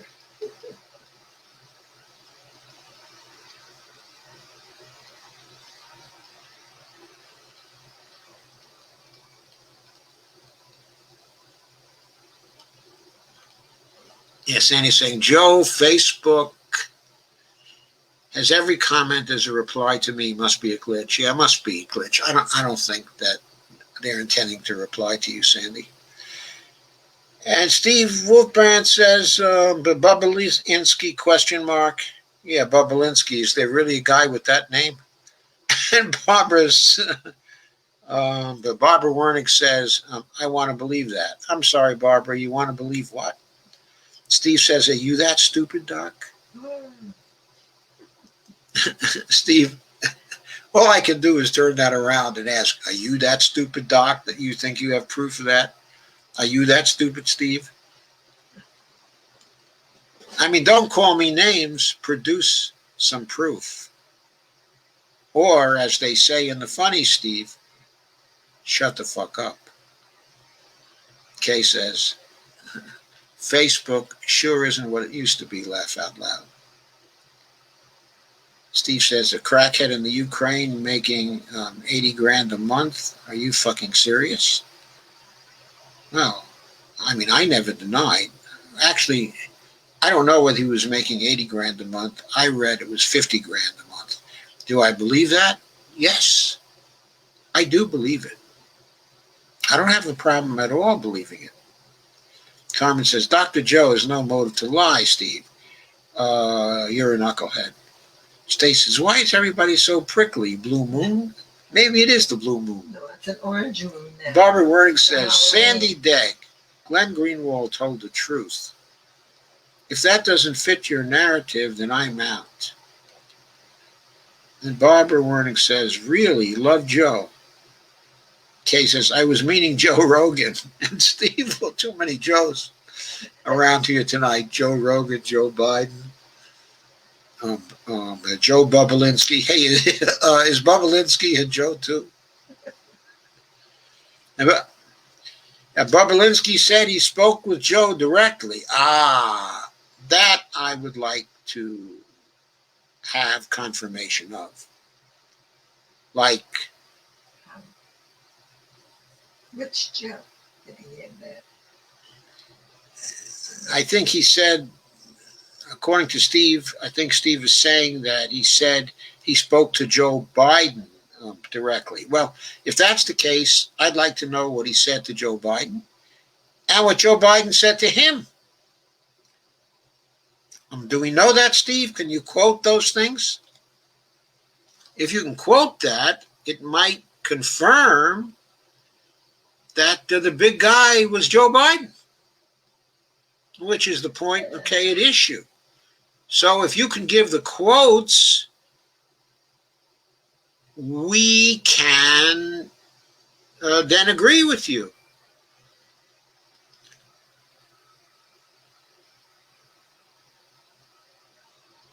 And Barbara Waring said, really, love Joe. Kay says, I was meaning Rogan. And Steve says, Publius said he spoke with Joe directly. Carmen says, Kay, true or false? Paranoids need persecutors to feed their psychosis. Therefore, they cling to conspiracy theories. Asking because you have a background with mental illness. Kay says, yes, at least to a point, Carmen. Steve says, I can't believe you, Doc. I can't believe you. You can appear poor but have huge amounts offshore. What's Joe currently worth? Well, I think the last figure I saw was something like $15 million. I suspect he is worth $15 million because he's been out of the vice presidency for 4 years now. And who knows what he was doing while he was outside of the vice presidency. I mean, his taxes are there. I guess we can check. But I expect for the time he was in the private sector, he's probably been cashing in, especially because he did not cash in for all those years. So I think he's probably worth maybe $15 million now. Maybe he's envious, of Obama, who's probably worth, I don't know, 80 to 90 million already. Sandy Degg says, oh my God. Carmen says, Facebook is switching to a new screwy format tomorrow, isn't it? I think they already switched to the new screwy format. My screen looks different, and I wasn't able to share today this as easily as I was. Previously, the scroll bar would work on the share, so I wasn't able to send a message to all my contacts with the promo on it. Kay says, I'm already on the new FB, aren't you? Sandy says, I have no narrative. Sandy says, I gotta love Facebook. Carmen says, I haven't noticed any changes yet. Kay says, well, I like the larger print, and now I'm on the dark mode too. I didn't go to the dark mode. How do you like the dark mode compared to the white mode? What's that? Do you like it better? Well, you can make the background dark, I guess, and the print is in white.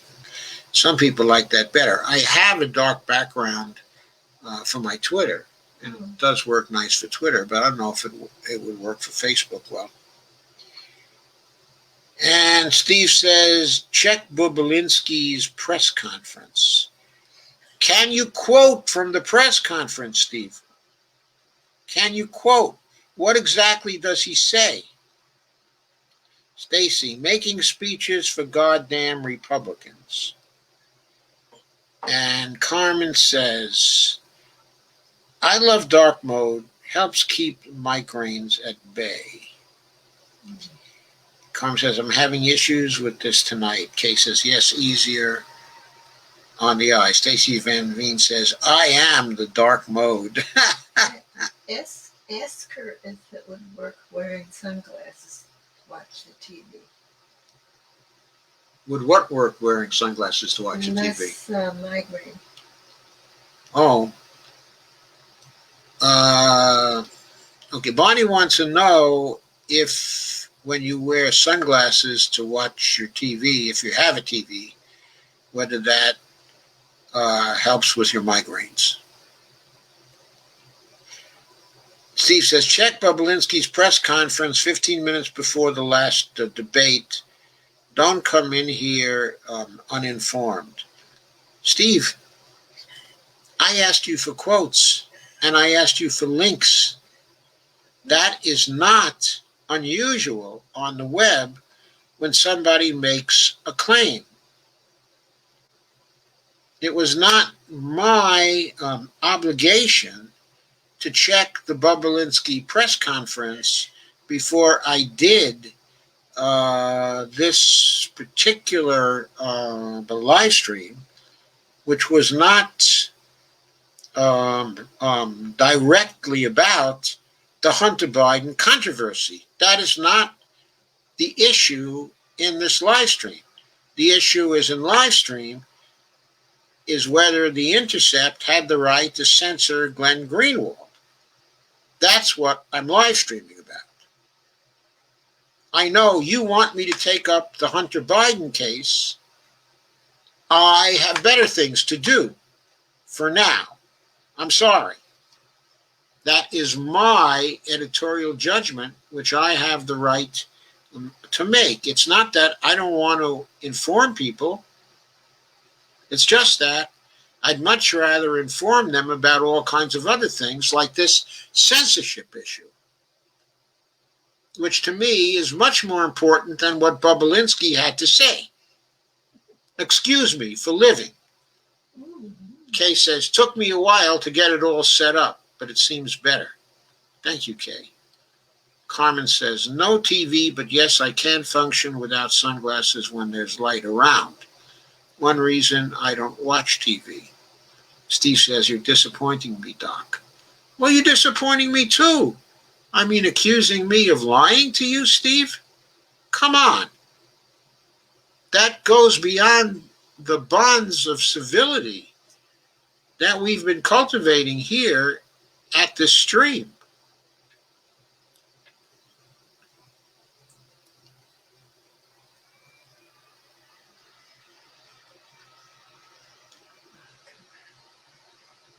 And Stacy says, I get the migraine auras sometimes, but not the headaches. I find two different types of light combined, competing triggers. Them say sunlight and also fluorescent. I have switched to totally LED, so it happens rarely now. That's good. Deborah said, yes, the silence is the issue, Doc. Yes, it is. Steve says, you are my informed. Carmen says, he doesn't want you to take up the H. Biden case. He wants you to agree with the conspiracy aspect to feed his psychosis. Well, there certainly was a conspiracy between Hunter Biden, Kay, and the Ukrainians. I mean, I agree with that. Okay, I'll inform myself better, Steve. It would help if you would give me links and quotes. How's that? Are you informed enough yourself to give me links and quotes? Or not? I mean, I was trying to inform people here about the dispute between Glenn Greenwald and Betsy Reed and the Intercept. And I read documentation from both. Did I not? Are you informed enough to do that for us? Do you know what questions are going to be asked? I'm sorry, does who know what questions? You. Do you know what questions are going to be asked? I can't know every question that's going to be asked. And Stacy says, Hunter Biden isn't running. Yeah, that's There true. you go. Carmen says, "You're Mission Impossible."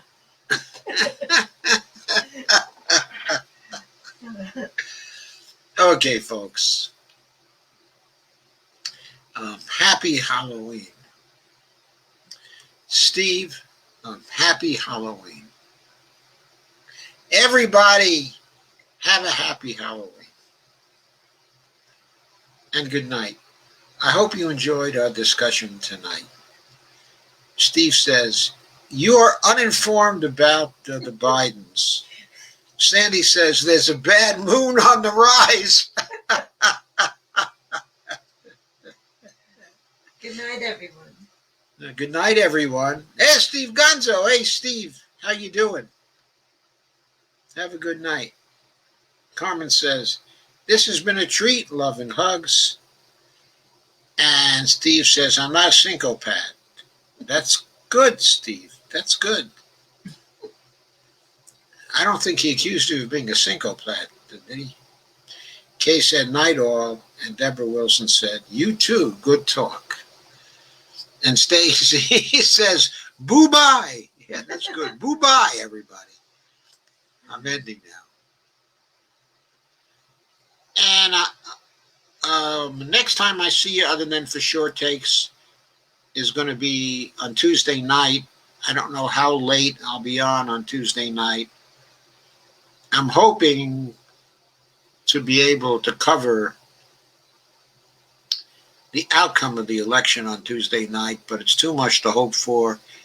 It's almost certain that the Pennsylvania result will not be in. The earliest it'll probably be in, if it comes in that early, will be most probably November the 4th. Steve says, "I still love you, Doc." And Sandy says, "Have a nice night, boo." Boo. They're still booing. And Dolores says, "Good night." Carmen says, "I'm getting Steve one of those jackets that snap in the back." Stacy said, "You're hoping for Bacchanalia on Tuesday night." Stacy says, "Bad spelling." Yes, that is bad spelling. Yeah, Bacchanalia is spelled with an H, Bacch. And Kay says, "Straight jacket." Carmen. And good night, everybody.